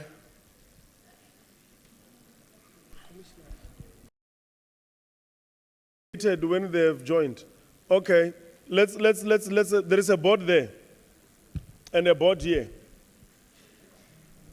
Chair, call me to order if I'm out. Now, when we speak membership verification of leaders, will the commission be amenable to add the alliance in the process? Like you are saying that you can't be a leader if you are not found in the trenches of the alliance. Is that something that we can insert in the leadership requirements in respect of all the confirmations? You said you are in good standing. Will good standing include your traction in the alliance? And it will defeat also what Comrade Chuping has been raising in terms of leaders who have membership in the opposition. Thank you very much, Chair. I'm not sure if I'm making sense. Thanks. No. In fact, now we don't need this motion. But let's hear what the organizer is saying first. Oh, let's come here and go to the organizer. Maybe after he speaks, we will hear. But where I am standing, we don't need it. But he will indicate after that. Maybe they found something. My leader here and the organizer after. No, thank you very much, Chair. I strongly align with you, Chair, because consistently in the REC, we are requesting the full-time substitute to send us updated membership. And as it was given to us by the POS in the ROC, that the new system currently allows us to check as secretaries in the system and verify our members when the need arises. So there are systems already that are in place to assist in this regard. Thank you. Organizer? No, thanks, Chair. Chair, the spirit of the motion seeks to address an issue related to recruitment drive. That more often you have leaders at site level and other structures who are expected to recruit members in the organization, but you find the same members not being subscribing to the same organization. So it raises a logical issue that how are you able to recruit members for SADTU when you can't recruit yourself? It's based on the reality, Chair, the factual issues that you have leaders that are not members of SADTU. We don't want to go further, Chair. Thanks. Okay. I still don't think we need it. Because what you want to address, the Constitution covers. Because the Constitution says the branch secretary must keep an updated list of paid-up members. So we must enforce the Constitution. I don't think we need a motion, comrades. We don't need it. We are becoming administrative in terms of a constitutional issue. Let's leave it there and ensure that we implement what the Constitution says must happen. Comrades, you are persuaded this motion is falling off. Another one. Go on. On private members' subscription, Chair, we are noting that the union does not have a system to deduct subscription from members who are not in the PERSAL system. We are also noting that some schools do not want to deduct subscriptions from these members and deposit it in the national account, and that provinces find it difficult to claim this subscription from the national office, and that other unions are venturing to organize in the education sector. Chair, we resolve that the NEC must exploit all practical avenues that can assist to process the subscription of private members. Yes. Commissioners, we are okay. Plenary, there is a hand there. Yes, no, they're coming with a mic. Oh, I'm seconding the motion, leadership. Thank you. From which branch? From Obit. From Obit. Obit is seconding comrades. It's a very progressive one. Thank you, Chair. Lastly, on the 4 options that were presented by the Deputy President, Commission resolved that we stay and clean. No, that one will come to it.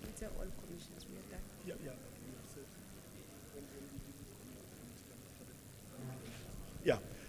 Comrades, I agree they've dealt with which commission is outstanding, political. Yeah, when we go to political, is then that we'll find out from different commissions how they concluded on the issue of the SACP contesting state power. Thank you very much. Let's give the commission a big round of applause. Thank you very much. I can see you were in the commission. You are deciding to stand only when this commission is appreciated. You never stood for any other one. No, it's fine. And that is factionalism. No, it's okay. Political, where is political? Oh, political is coming. Okay. I think we're concluding. They don't have a lot. They don't have a lot. Dumelang comrades. The political commission, we only had 4 motions that we had to deal with. The first one is revolutionary ideological anchor and purpose. The commission notes that public education remains a key site of struggle in addressing inequality, poverty, and unemployment. And then we resolve that SADTU strengthens programs that links classroom practice with broader social transformation and community development. Thank you, Chair. How? You know, it's for the first time that I hear the political commission just being, straight to the point without a lot of issues. Was Comrade Milamu there? No. What were you doing? No, it's fine. No, thank you very much. No, that's very progressive. Commissioners, straight to the point. Hey, these people can say a lot of things, before they arrive at what they want to say. No, that was wonderful. Plenary, we're okay. Let's have a branch that is seconding, really. Branches, you can give one there. J.A. Mutitima seconds. J.A. Mutitima second, thank you very much. The second one, Chair, is on SADTU's positioning in conditions of alliance tensions. The Commission notes, Chair, there are growing challenges with. Therefore, we resolve that the Union adopts a principled, non-aligned posture that prioritizes members, learners, and public education above political divisions. Thank you, Chair. You are very controversial, ne? Who said that? Okay. Please give the mic this side to the Deputy President. Boom. It tells us as delegates of this conference that we are at the lowest point and we have never done anything since the democratic breakthrough in 1994. And I beg to differ. That even with the irritations that we are having today in South Africa, but let's not arrive at the point of being denialist. The project started well in 1994 through the provision of clean drinking water, sanitation, electrifying many of our people. And that's why I'm saying that when we come to a conclusion, we should know those. That there was a time where we were doing fairly well as a country. And there were points where even the economy, they are saying under the time of Mbeki, and starting from Mandela, that the economy was doing well. And then after noting that, then we come to say, now we are seeing a reversal of the gains. But you can't talk about the reversals and amplify them to a point of saying that nothing has happened. I think that's a problematic approach to discussing the situation. So I urge those who are in the commission to appreciate that as well. The second point I have an issue with in the note, be wrong. There's a sentence that says that corruption in ANC-led councils. I agree with that. But I feel like the sentence is not complete. Corruption, comrades, is not only in ANC-led municipalities. Corruption is endemic in the whole government system. Even in DA-led municipalities in Western Cape, there is corruption. There are many, many issues, if you read the reports, that there are challenges, even under DA, even under Inkatha-led municipalities in Durban. So I'm saying, we are at a point in our country where we are experiencing difficulties, but we seem to be saying that what is black is wrong. In fact, Guademantashe puts it differently. Commit corruption, we say it's mistakes. When they embezzle money, we say it's mistakes. But when it's him, Guademantashe, embezzling money, we say it's corruption. So I think we must disabuse ourselves from that notion, comrades, because our conclusions will be problematic. So I wanted to raise those things, that there must be a balance, to say, yes, they were good, but don't hide the good that we have done. As black people, your conclusions will be wrong, comrades. To a point that people will argue, as I'm concluding, Chair, that the pre-1994 project was better than the post-1994 project. And I beg to differ with that. So those were the 2 points that I wanted to make, just the balance. Challenges, but there were good moments as well. Yeah. To be honest, the commission requires a lot of patience from us, because the scribe, I think, did not do a wonderful job. And I really take what the comrade was saying. It's only that, we are in a commission of SADTU. Sometimes we will feel continue. Because if you were writing a composition, you would know that the principle is that what you say in your introduction, as you conclude there, comrades, you can't talk about this evilness that has entered into our lives, and when you resolve, you say something different. To me, I don't know what was happening there. But I think the DGS is assisting us. I'm not sure whether really we want to correct it here, because I know there was a serious mistake. Yeah, you'll come in after that. Yeah. Thank you, Chair. I think you covered my first part, where I wanted to say, as a commission, we respond as plenary. They are embarrassed. I would like to express a collective view that comes from that commission, that indeed the scribing part did not do justice. Of course, in the presence, and of course we are embarrassing even the president, because he was there, participated actively throughout the duration of the conference, of the commission. We had inputs from the MEC and the secretary of the SSCP, the chairperson of SSCP, in this particular, and I think on behalf of the commission as a chairperson, comrades, we are humbly and genuinely expressing this from the cockles of our hearts, that this is not a true reflection of the discussions in the commission, and adding our own motions during the life of the plenary. In fact, what should actually happen is for the plenary to bear with us, to take your advice, Chair, that the person who's going to consolidate this motion, because there are indeed tangible evidence that there were omissions and insertion to those particular motions. And if plenary do allows us, as we don't defer anything, Chair. I know that you're not in favor of that particular word.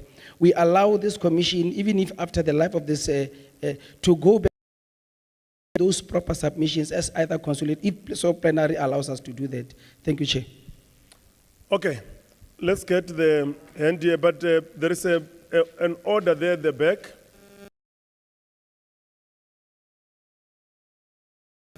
Thank you, Comrade Chair. I think, Comrade Chair, we don't have a motion. No, we don't. Thank you very much. No, comrades, we honestly don't have a motion because, no, we don't have a motion. We don't have a motion, comrades. Let's agree we don't have a motion. I don't think this is the only time that we're pushing to discuss about these things. For now, we are covered. Again, we've got a Congress resolution that we support the ANC. So there's nothing that has changed. That is a Congress resolution. So for now, we are covered until we go to the special Congress. Thank you very much, comrades. DGS at the back. I think I'm not part, I can't move, but I just want to persuade the conference chair that let's not close it maybe. I want to persuade you, I respect you, you are my chairperson. Let's develop a process motion, all right? Where we say the conference task our structures to go and discuss this issue further. And then mandate the provincial executive committee of the delegates. It could be online, it could be in different forms, to consolidate this question. It will also assist us to get to the ground and get more views from our members and get strengthened. Let's convert it into a process motion for further consultation. Like I'm saying, we could have a pre-Congress meeting of whatever form to finalize the question. Let's check first. Motion that we said every commission should have. This is a separate motion. It's not the motion that is talking about, yes. So that is why we're saying we don't have a, I really wanted to be persuaded, DGS. But this motion is not that one that is speaking to the SACP contesting power. That motion is still going to come. Remember, it was a motion for all the commission. So we'll still come on that one, and then we'll finalize it. I think we're okay, ne? Are you okay, DGS?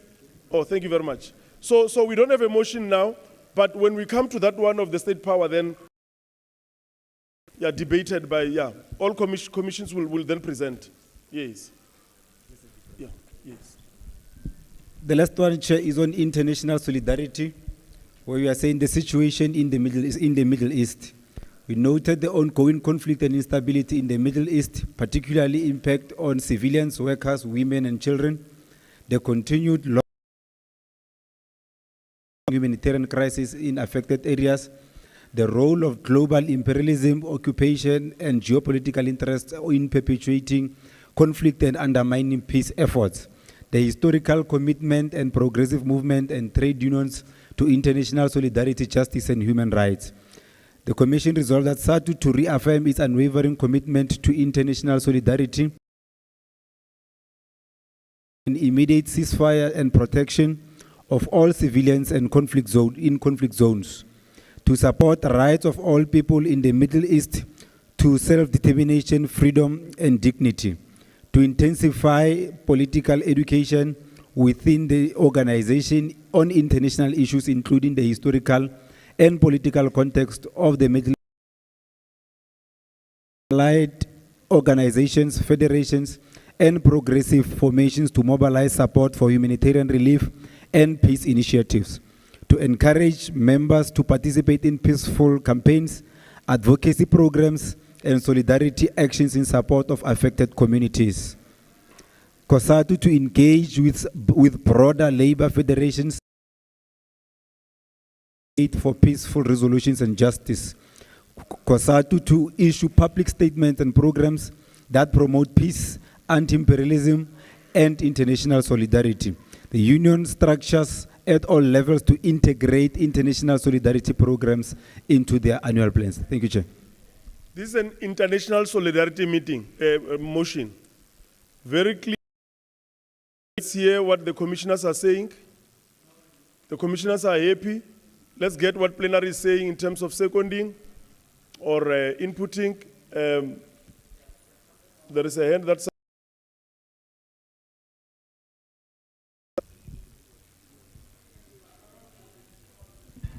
Chairperson SS seconds the motion. No, thank you very much. Jason, cleaning or staying or doing what? They must just give that summary. Chair, Okay. the commission resolved that we must stay and clean. Okay. So I get a different conclusion from this one of staying and cleaning. They are the ones who must speak. We want to hear that commission that did resolve differently. Okay. And what is that commission? Pronouncing. Then the other one, it was stay and clean. But that got a majority to a social movement. Okay. I'm coming to you. Let's get another commission. Clean. Was it education? RS JB Max. What?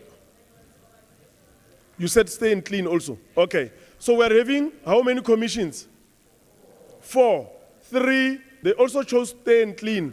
And another thing, yes. Yes, I wanted to say that, Chair. They also chose stay and clean because obviously it would be like dialectically misfiring to even insinuate SADTU being a social movement. That can happen. So obviously that one, it was just, they happen, these things, Metapele, and we must allow them, and we must That's respect. But that one falls off. Stay and clean is, I think it's for the drafters or, because sometimes waiting, Chair, we are not existing in the belly of ANC. We are an autonomous, if like we are in the belly of the ANC and we're going to wash it off and then things go well. Rather, what I was thinking, I heard the Deputy President using the language that I was thinking of in my head to say, because we are in an alliance, remain in an alliance and assert your influence. Because to clean, dialectically speaking, DP would agree, dialectically speaking, to clean ANC is impossible. Not for its cleanliness or its filth. We are there because we are a revolutionary project. And we are there because we want to assert our influence in that project in the interest of de-bourgeoisifying it to proletarianize it. So that's the essence. So we would stay there in order to assert, we would remain in the alliance to assert our influence so that we advance our objectives. The stay and clean and it's not the language of the union. It's the language of the research. Research, yeah, remember we conducted the research. So it was not our language. So we are fine with that. To us, what the researchers are saying is what you said. At the back there, we're having hands there. Oh, I'll come to you, The PS there at the back and the leader there. No, Chair, we're dealing with a very serious contagious issue here. So I think everybody to understand. I understand that majority of commissions are saying stay and clean. But you see, from where I'm coming from, Chair, stay and clean. For the benefit of us getting an understanding, Chair, when we move out here, all of us will have that particular understanding.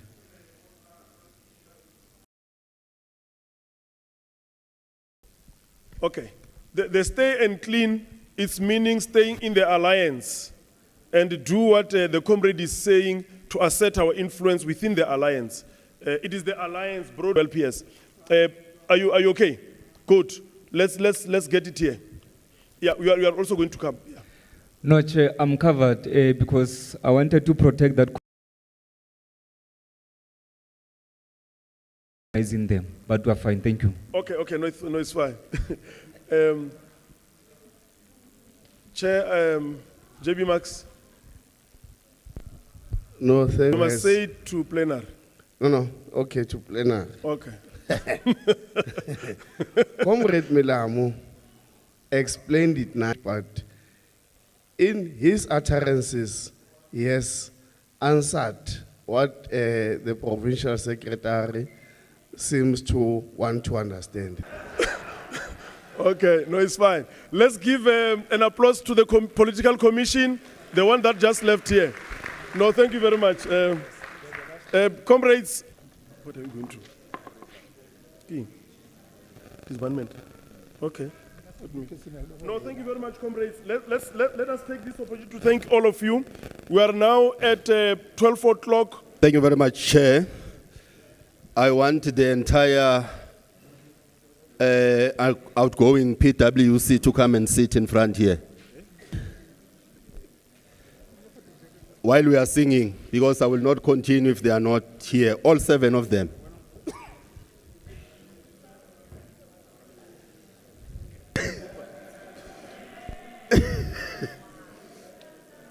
Nazo.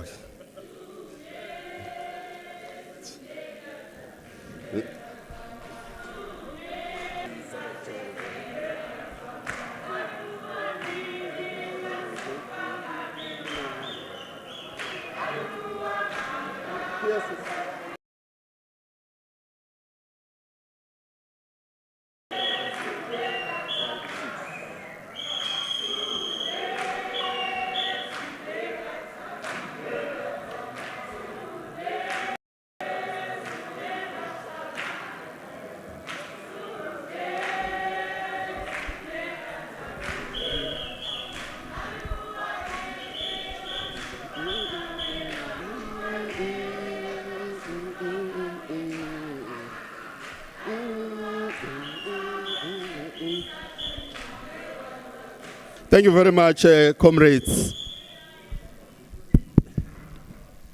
I know this song may not have class content, but let me once again observe protocol already established and continue with my task as per the instruction from the General Secretary of the Union through the National Treasurer was deployed at Northwest. One of the resolutions taken by the Northwest Third Quadrennial Provincial Conference. This is the resolution of the conference that we are implementing now. The conference has taken a decision on who should be tasked with the responsibility of implementing the programs as adopted by this conference for the next 4 years. Comrades, start by thanking the outgoing leadership for the work well done in the last 4 years and for delivering this very vibrant. Comrades, for your time. We want to thank you, comrades, for availing yourself in the past 4 years to lead the organization. We know that leadership comes with a lot of sacrifice. And there is no payment. About holy, they don't get any payment for leading this organization. It is out of sacrifice. And most of the time you sacrifice the time of your family. In some instances, your own health as well. For that, comrades, we appreciate yourself and availing yourself to lead this particular organization. Under your leadership, as well as the provincial secretary, is that you have presented a united, cohesive, and vibrant union in Northwest. And what I'm saying is based on historical materialism. People will know I was exposed to a notion that whoever occupies the pool wins the conference. They will know those who were there during those times. But without much ado, because I don't want to waste time, with powers vested in me by the National Executive Committee, allow me to dissolve the second Quadrennial Conference Provincial Working Committee. Comrades, you are hereby dissolved.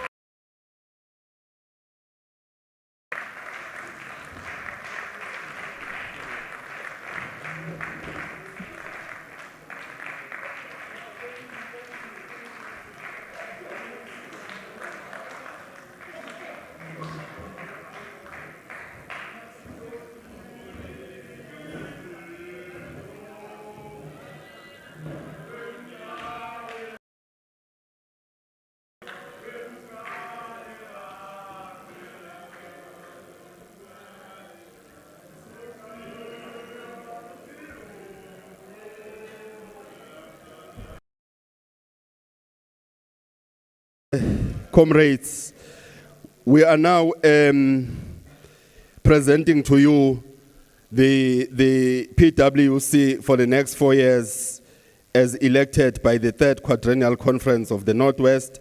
I'm starting with the position of the Provincial Sports, Arts and Culture Convener. And the person elected to be the Sports, Arts and Culture Convener is Comrade Madiba Mary.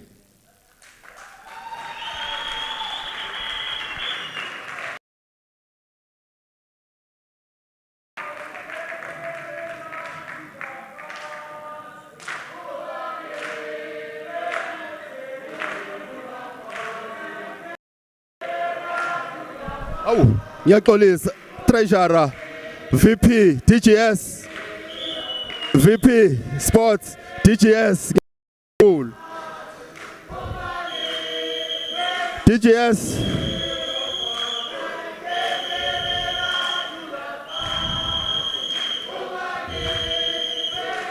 is the SACP chair still here? Alliance leaders who are present.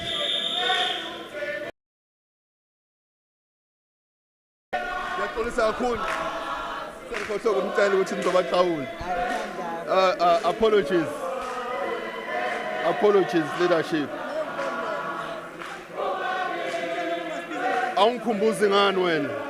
Why are you not reminding me?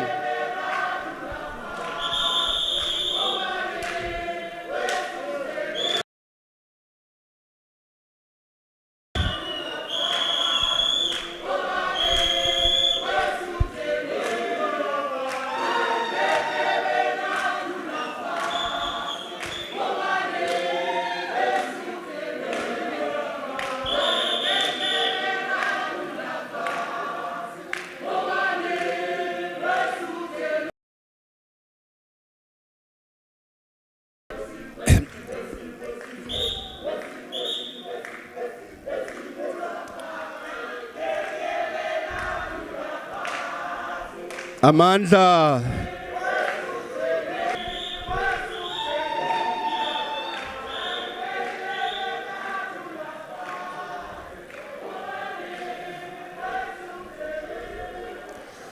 National leadership, before I call the names, to come to the front, to welcome them, shake hands, and also congratulate them as they come to the front.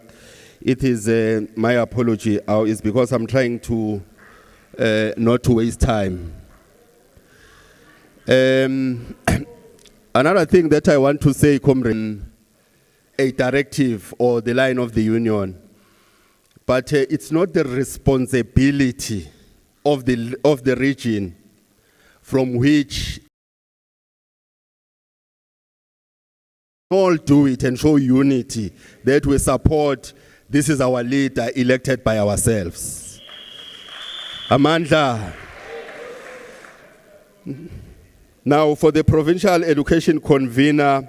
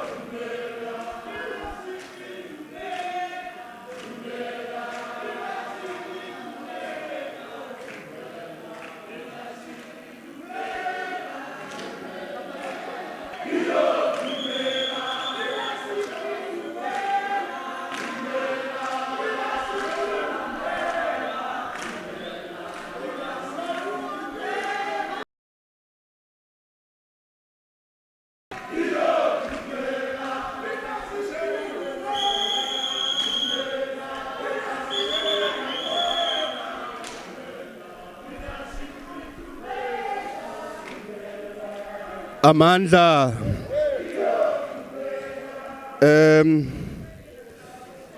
Thank you very much, Comrade. Is it Comrade Mali? Marty. No, thank you very much. We appreciate the spirit. Yes, I don't know whether you did. And she was accompanying the new gender convener. That's very good. Siyabulela. Siyabulela, Comrade Marty. Provincial Treasurer, Comrade Tipe Nancy.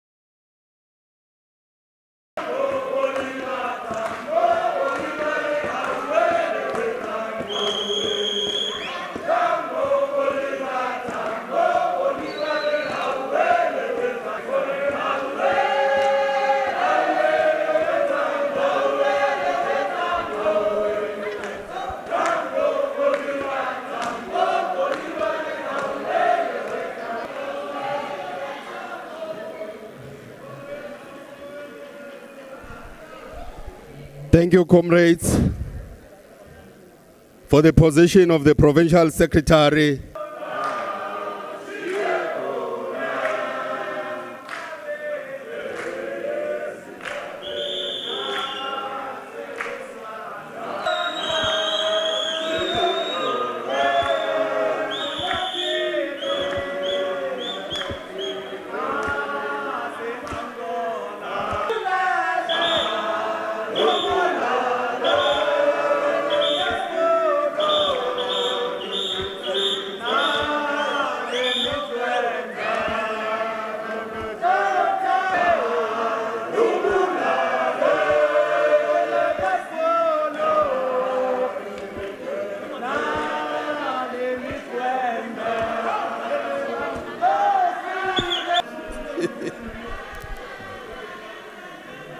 Amandla.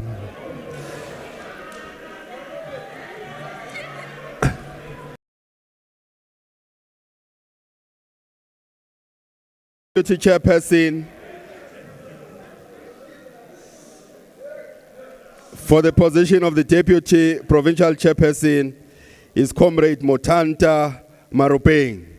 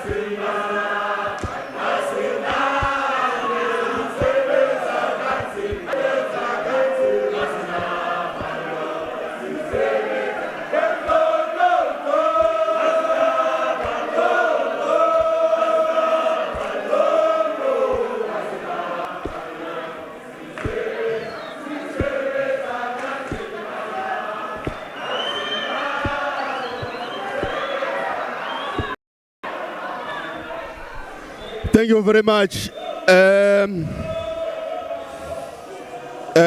Thank you very much. Thank you very much, comrades. Thank you very much. Wait.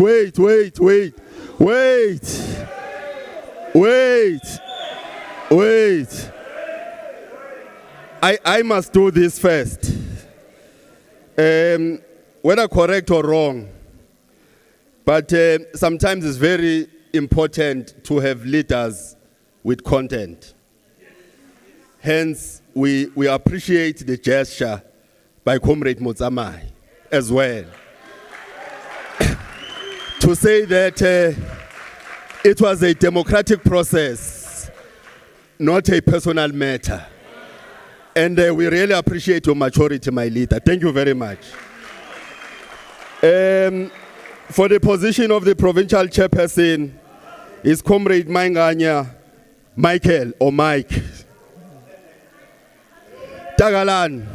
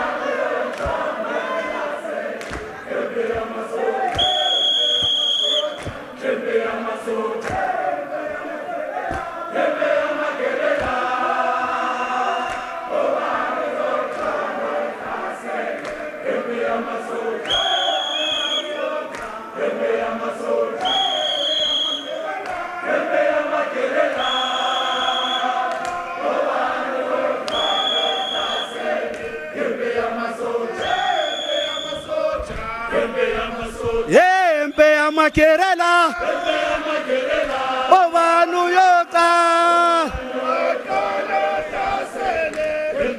Heya Kaliaka, E Northwest,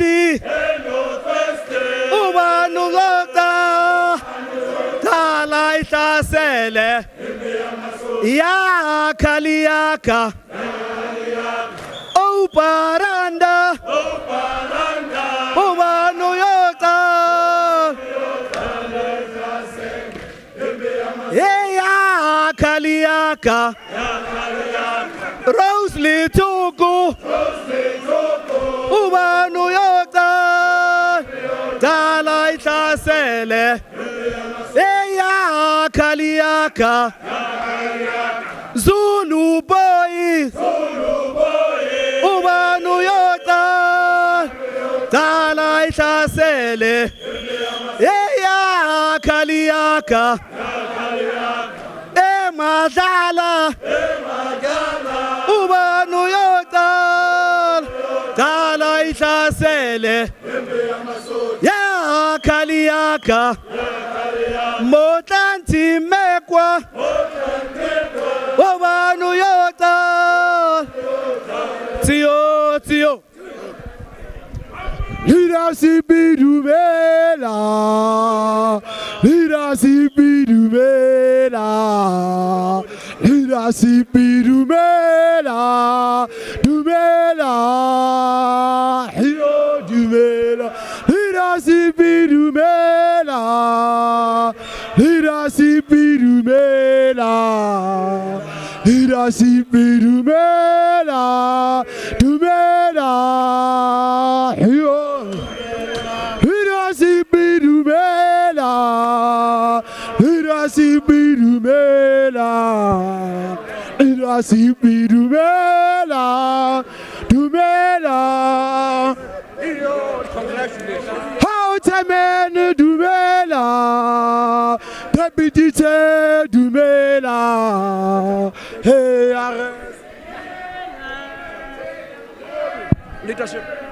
Oh. Thank you very much. Sound. Thank you very much, comrades. Comrades, we will shake their hands. We must finish the business of conference. Time is running out.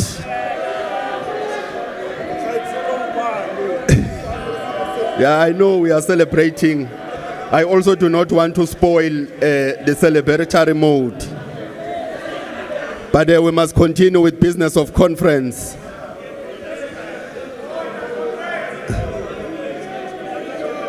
Oh, Chair, I did not see you. I'm saying I want the template so that as part of my training, I train the rest of the movement on running a Congress. Yes.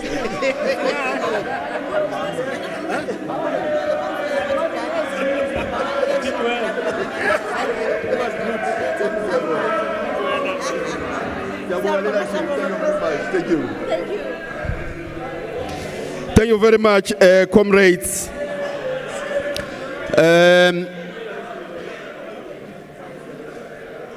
Thank you very much as the leaders are descending the stage.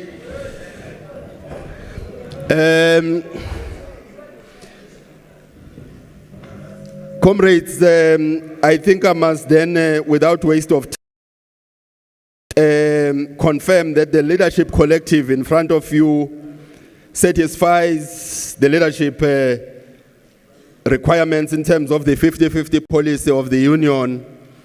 There are 4 males and 4 females, and therefore they can be duly constituted as the 3rd Quadrennial Provincial Conference leadership. As I confirm that the leadership elected here today, I just would want to say one or 2 things as we inaugurate them on behalf of the National Working Committee. I don't want to waste time, but I do want to borrow from a Vietnamese leader, President Ho Chi Minh, when he said, I quote, "Deployment is an opportunity for a member to be an instrument to use the state power of our people for better. Deployment is an opportunity for a member to be an instrument to be used instant to transform the lives of our people for better. In this instance, our people is our members, our learners, and the society at large. Knowing that transform society through education. He continues, I quote, "Deployment must never be construed as a career upward mobility, nor must it be seen or a spite for your peers or detractors. Deployment is just an opportunity to serve, and serving must be done with respect and humility." I think it's very important. They are disturbing the provincial secretary, and I'm talking to them, to the newly elected leadership. We really want to emphasize this one. Deployment, new leaders must never be construed as a career upward mobility. This is not a career, but it must be seen as, or rather, it must also not be seen as a competition with or a tool to spite others. However, deployment is just an opportunity to serve, and serving must be done with respect and humility. And I think one of the commissions has actually emphasized on that one.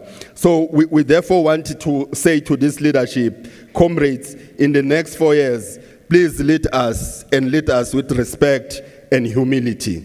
serve our people, serve our members for the better. I had also wanted to make a from Amilcar Cabral.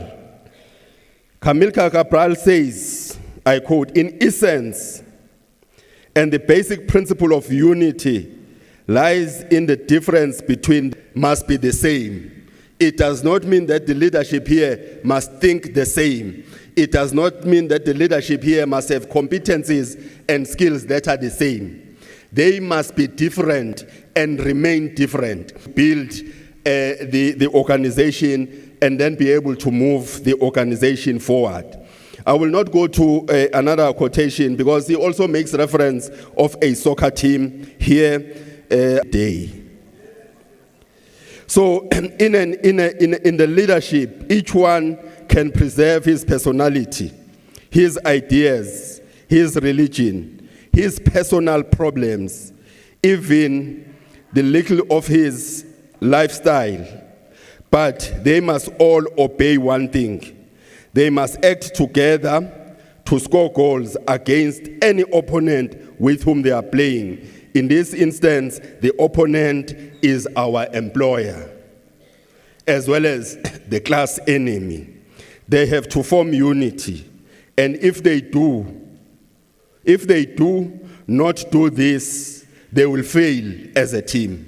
So they must ensure that whatever differences that they have, whatever differences you have, leadership, you put that together and use it such that you are able to complement each other, assist each other, take care of each other, be sensitive to each other, and also grow and develop together as the leadership collective.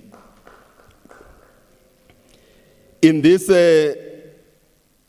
instance, I therefore want to congratulate all the newly elected leaders and officially inaugurate them as the Thank you very much.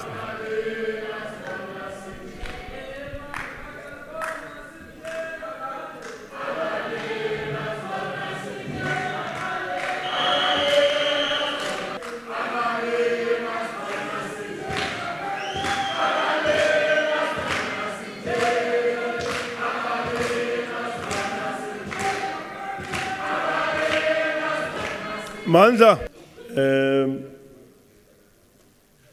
this item to present the declaration of the conference. PS.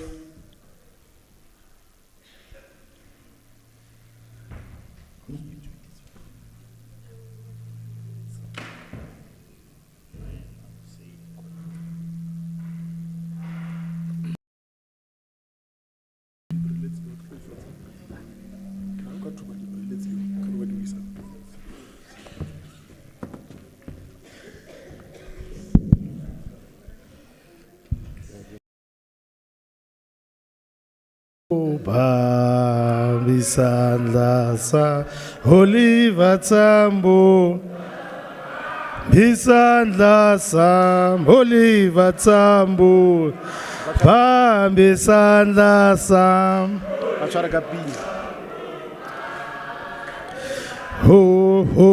Oliver Tambo, Oliver Tambo. Oliver Tambo, Bambi Sandla Sam, Oliver Tambo. Jose Babunga Siegele, Oliver Tambo, Oliver Tambo. Tambo Jose Babunga Siegele Oliver Tambo Oliver Tambo Oliver Tambo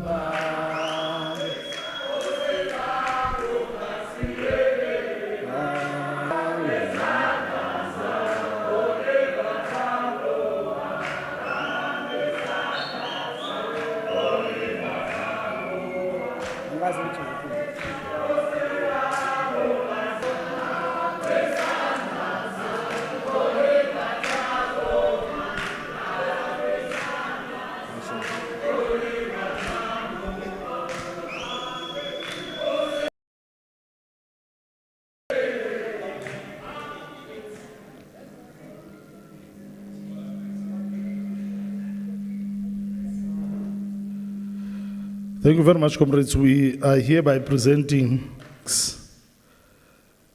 we, the 181 delegates representing 59 branches across 6 regions of the South African Democratic Teachers Union in Northwest Congress, the COSATU National Congress, and the ANC local government elections.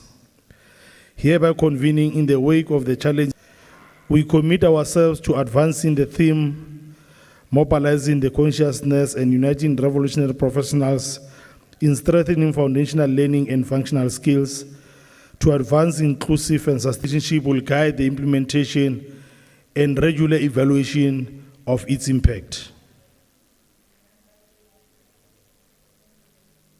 Environment and the increasing commodification of education as clear expressions of an ongoing struggle. As we meet here, lives were cut short by the terrible accident which was preventable, and many others who suffered the same fate. Society is keenly aware of the terrible habits of drivers. Many accidents of this nature have gone unreported, and the union has called for greater vigilance by parents and schools against unroadworthy vehicles, reckless drivers, and disregard to safety, such as unreliable transport with the department, which exposes learners to unsafe conditions. In the same spirit, this conference that is on rapid increase, crippling the country in general and the schooling sector in particular. Our province is condemning violence against educators, and we actively involved in addressing gender-based violence, primarily through awareness campaigns such as I'm a School Fan, 16 days of activism and awareness. We also note the growing number of qualified graduates who remain unemployed while classrooms remain overcrowded. Acceptable criteria. As we gathered in this conference, we have observed the snail pace of the department in the implementation of the agreement on conversion of temporary educators, which deprive qualified educators an opportunity for permanent jobs, as we reject it with the contempt it deserves. We reaffirm support to serving our members in the vulnerable education subsectors such as the TVET, CT lecturers, ECD practitioners, education support personnel, and the office-based education personnel. The union advocates for the professionalization, formal employment, and improved compensation of early childhood development practitioners, and welcome their integration into the mainstream education system. We proudly report that since 2023, our province has successfully managed to secure employment of Grade R diploma holders by pushing the department to extend their contracts, and currently they are being converted to permanent status. As we meet here, we know the release of the draft history curriculum for grade 4 to 12.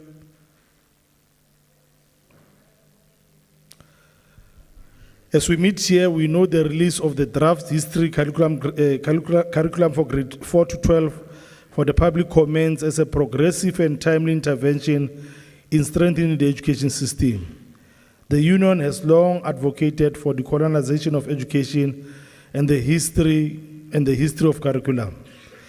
For far too long, history in South Africa has been taught from a colonial, Eurocentric perspective while ignoring the Afrocentric perspective.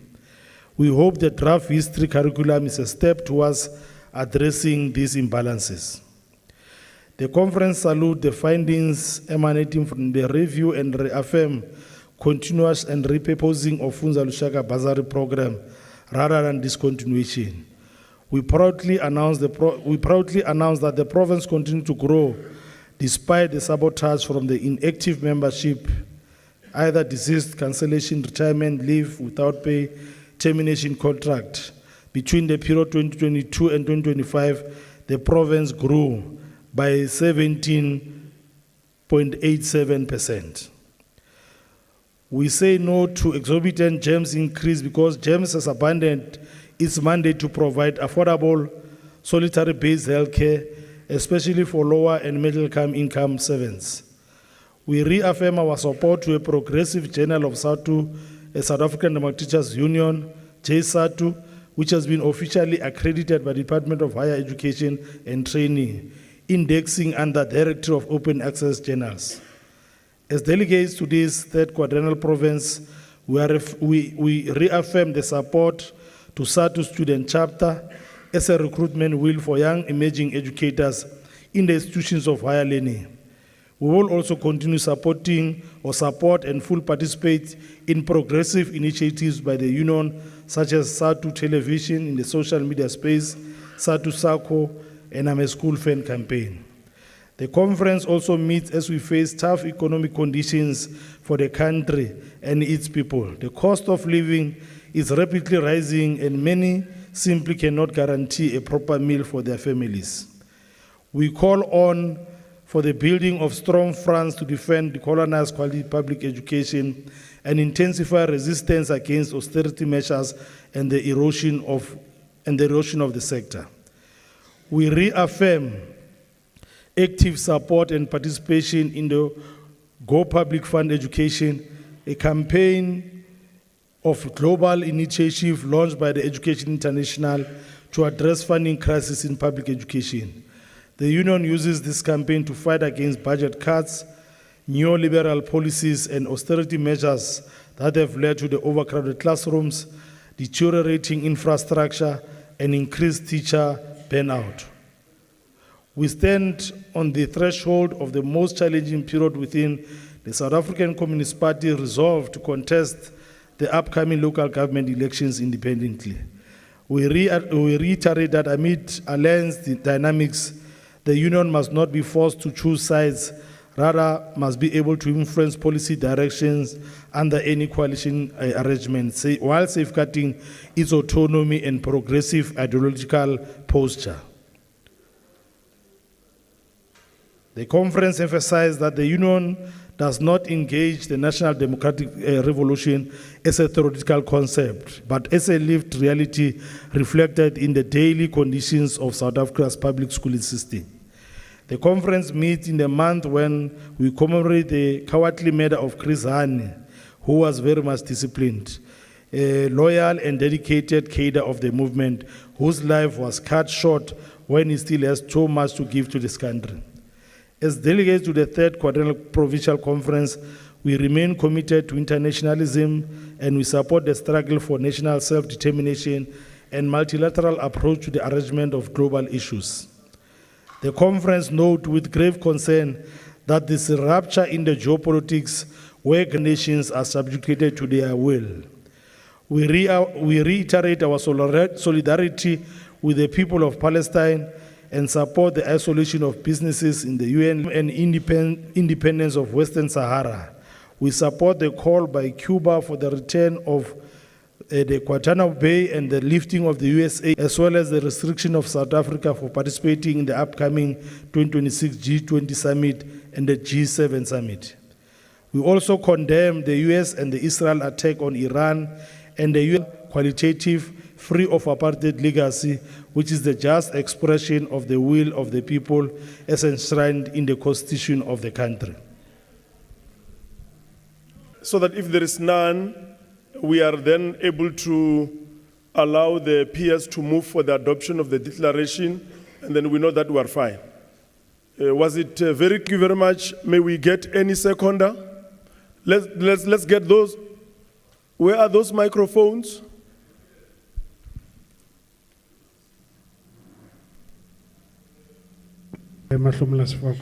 We second. Mahlomela Sifako is seconding. Are we all covered, comrades? Thank you very much. Let's clap hands for our declaration.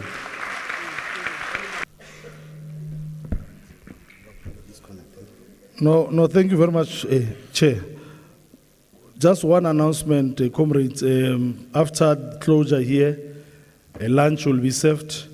No, Chair, we are just also reminding the comrades that the May Day rally will be hosted here in Rustenburg on the 1st of May. Be relevant to the declaration, that becomes a declaration like this one. And you find that members who are not here are not even aware of what SADTU has committed to do in the next 4 years. Campaigns that are strengthening international solidarity. So I'm just saying we really should be able to distribute we normally do that. We'll issue it out, but you find we move. Comrades, the national office bearers of SADTU, led by the Deputy President, the NEC members from other chapter, SASCO, COSAS, BTU, our sponsors that made this conference to really be a success, and our delegates. We have come to province. Let me take this opportunity to thank Comrade Ntlafatso, the former provincial sports, arts and culture convener, for her dedication to the union. A humble leader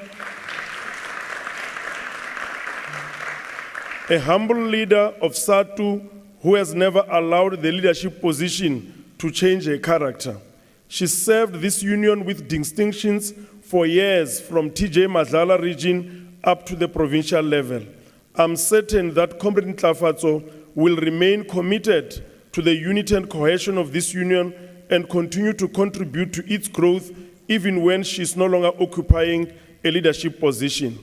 Comrades, I'm saying this because in this province, we have 4 former leaders, 3 males and 1 lady, who led this union at the same time in the past, and who are always attacking and planning to destabilize this union. They behaved like a group possessed by evil spirits who require a cleansing ceremony. 2 of them are in offices and 2 remain in schools. What is of concern is that the union spent a lot of money on 2 of them when they were facing disciplinary hearing and represented them so well to save their employment. But today, they've become political liquidators with the sole intention of weakening SADTU Northwest while they claim to be members in good standing. We are appealing to all SADTU members who are on Facebook to remain vigilant and alert and defend SADTU's unity and cohesion from this group of people who seem to be possessed by evil spirits. May I take this opportunity to thank Comrade Mati, the former gender convener who served the union so well for many years.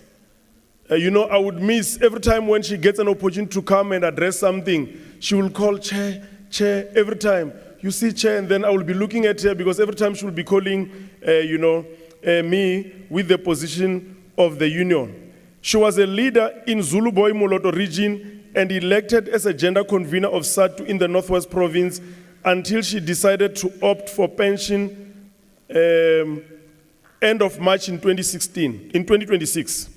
A committed leader of SADTU and an advocate of gender equality. We thank you so much for positive contributions you made towards the growth of SADTU, Comrade Martin. Comrades, I want to remind the conference that we still have huge tasks ahead. Comrades, as a union, we are faced with huge tasks ahead that will require a united and strong organization. The delay by the department to convert temporary educators into permanent has resulted in some of them being terminated because their schools did not qualify for such post anymore as per the final post establishment. As we speak, these educators remain unemployed. On a yearly basis, schools reopen without teachers in the Northwest Province because the department delayed the approval of Annexure D to allow schools to recruit, claiming that placement of additional educators should take place first a process they could conclude before the end of the year to ensure that schools with vacancies could be given permission to recruit on time. Amended PPMs are sent to schools end of March or even later than that on annual basis, leaving schools with high learner enrollment after the 10th school day to remain without teachers for 3 months. Despite these failures from the department, they still expect educators to be on par with their annual teaching plans. As I indicated yesterday, the Department of Education introduced austerity measures in 2023, and all schools whose general assistants and administrative assistants left due to natural attrition were not replaced, forcing some schools to replace these staff members through SGB appointments, which come with a high financial implication. Comrades, I'm raising these challenges that we have so that we can be conscious of the fact that we need to remain united behind the declaration and the resolutions that this conference has taken. These challenges and many other can only be addressed successfully by a united, strong, and focused SADTU. The position of the deputy chairperson was contested in this provincial conference by Comrade Mokhara and Comrade Mutata. We need to start by saying this process is not unlawful process in the organization, like the deputy president has said. It simply means that those who were tasked with the responsibility of leading the leadership discussions could not agree, hence the contestation. And I need to indicate that immediately after the announcement was made, I was able to send a message to Comrade Mokhara and say, I rely on your maturity. And he immediately responded and said, Comrade Chair, this was just an organizational process and there is no hard feeling about it.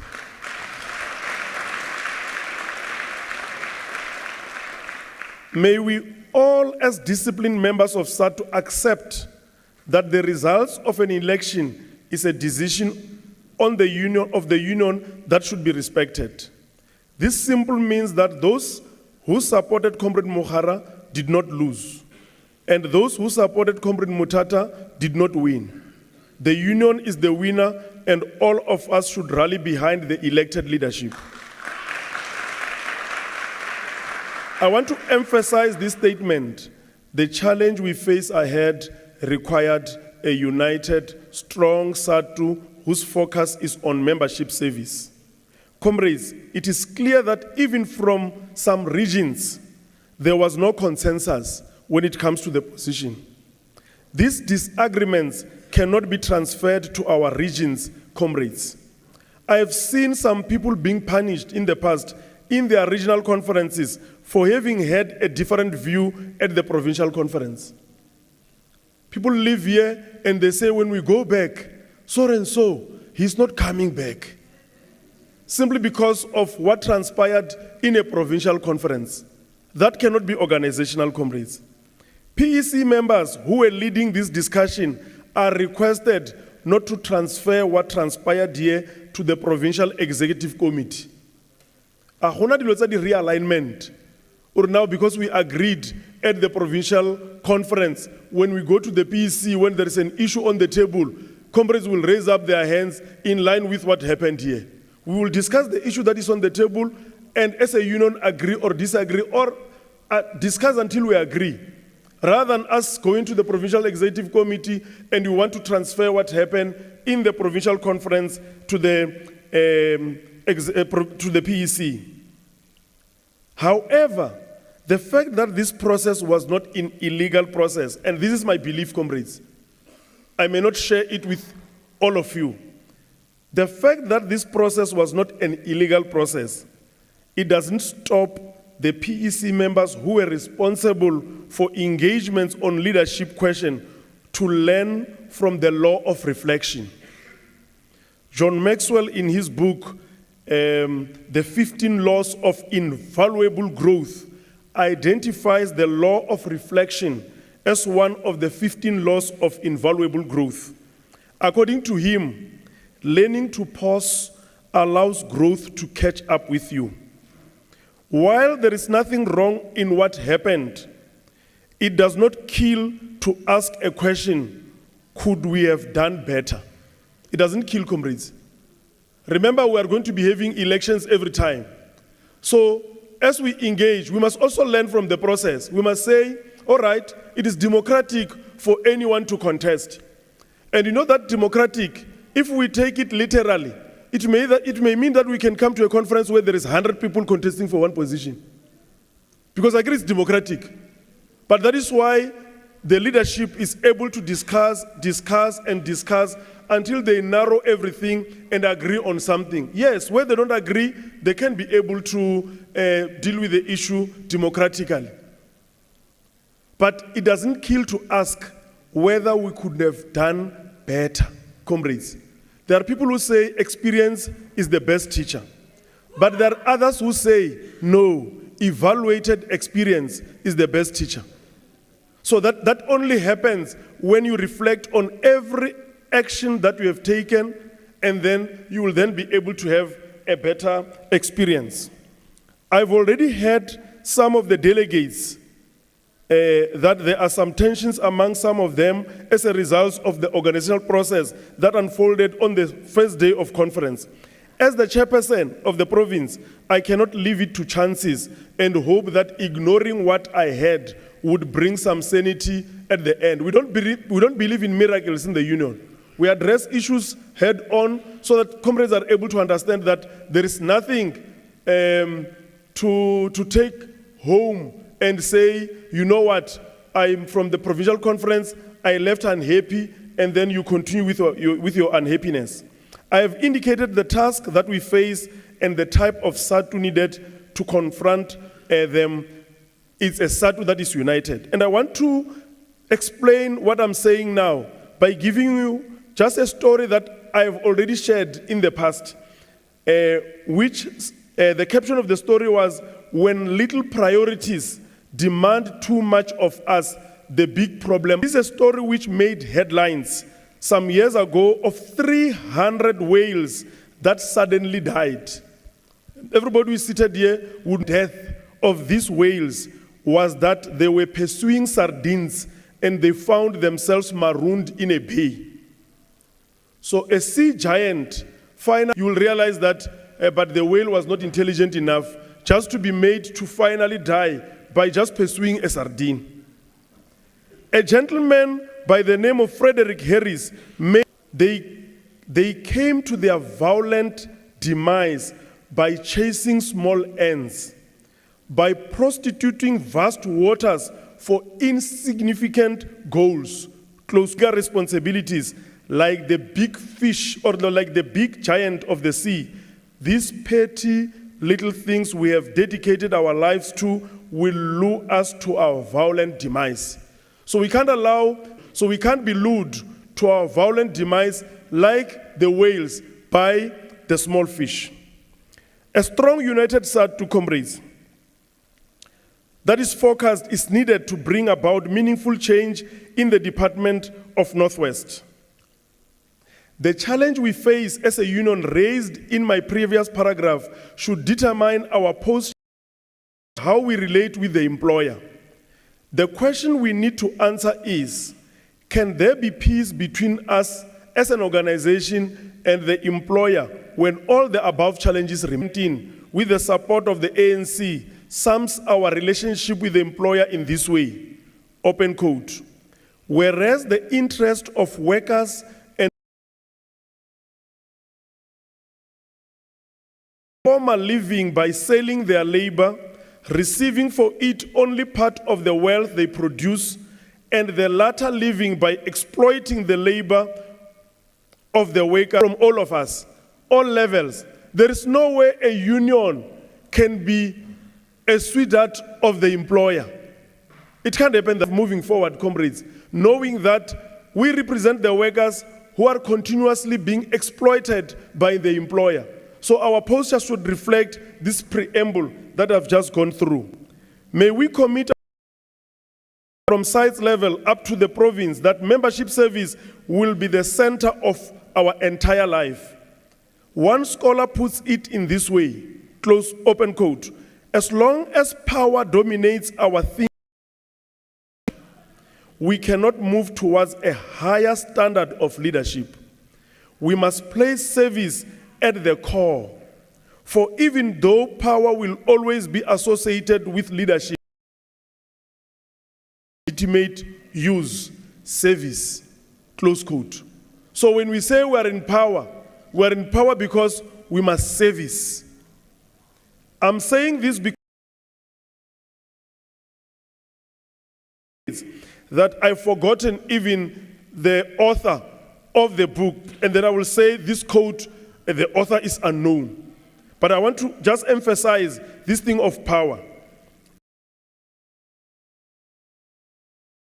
Nearly all men can stand adversity, but if you want to test a man's character, give him power. Power can be compared to a great river. While within bounds, it is both beautiful and useful. But when it overflows its bounds, it destroys. The danger of power lies in the fact that those who are vested with it tend to make its preservation their first concern. History tells us that power leads to the abuse of power, and the abuse of power leads to loss of power. As I conclude, let me take this opportunity to thank the staff of SADTU for working behind the scene to make this conference a success. Through your cooperation, we were able to achieve the business of conference without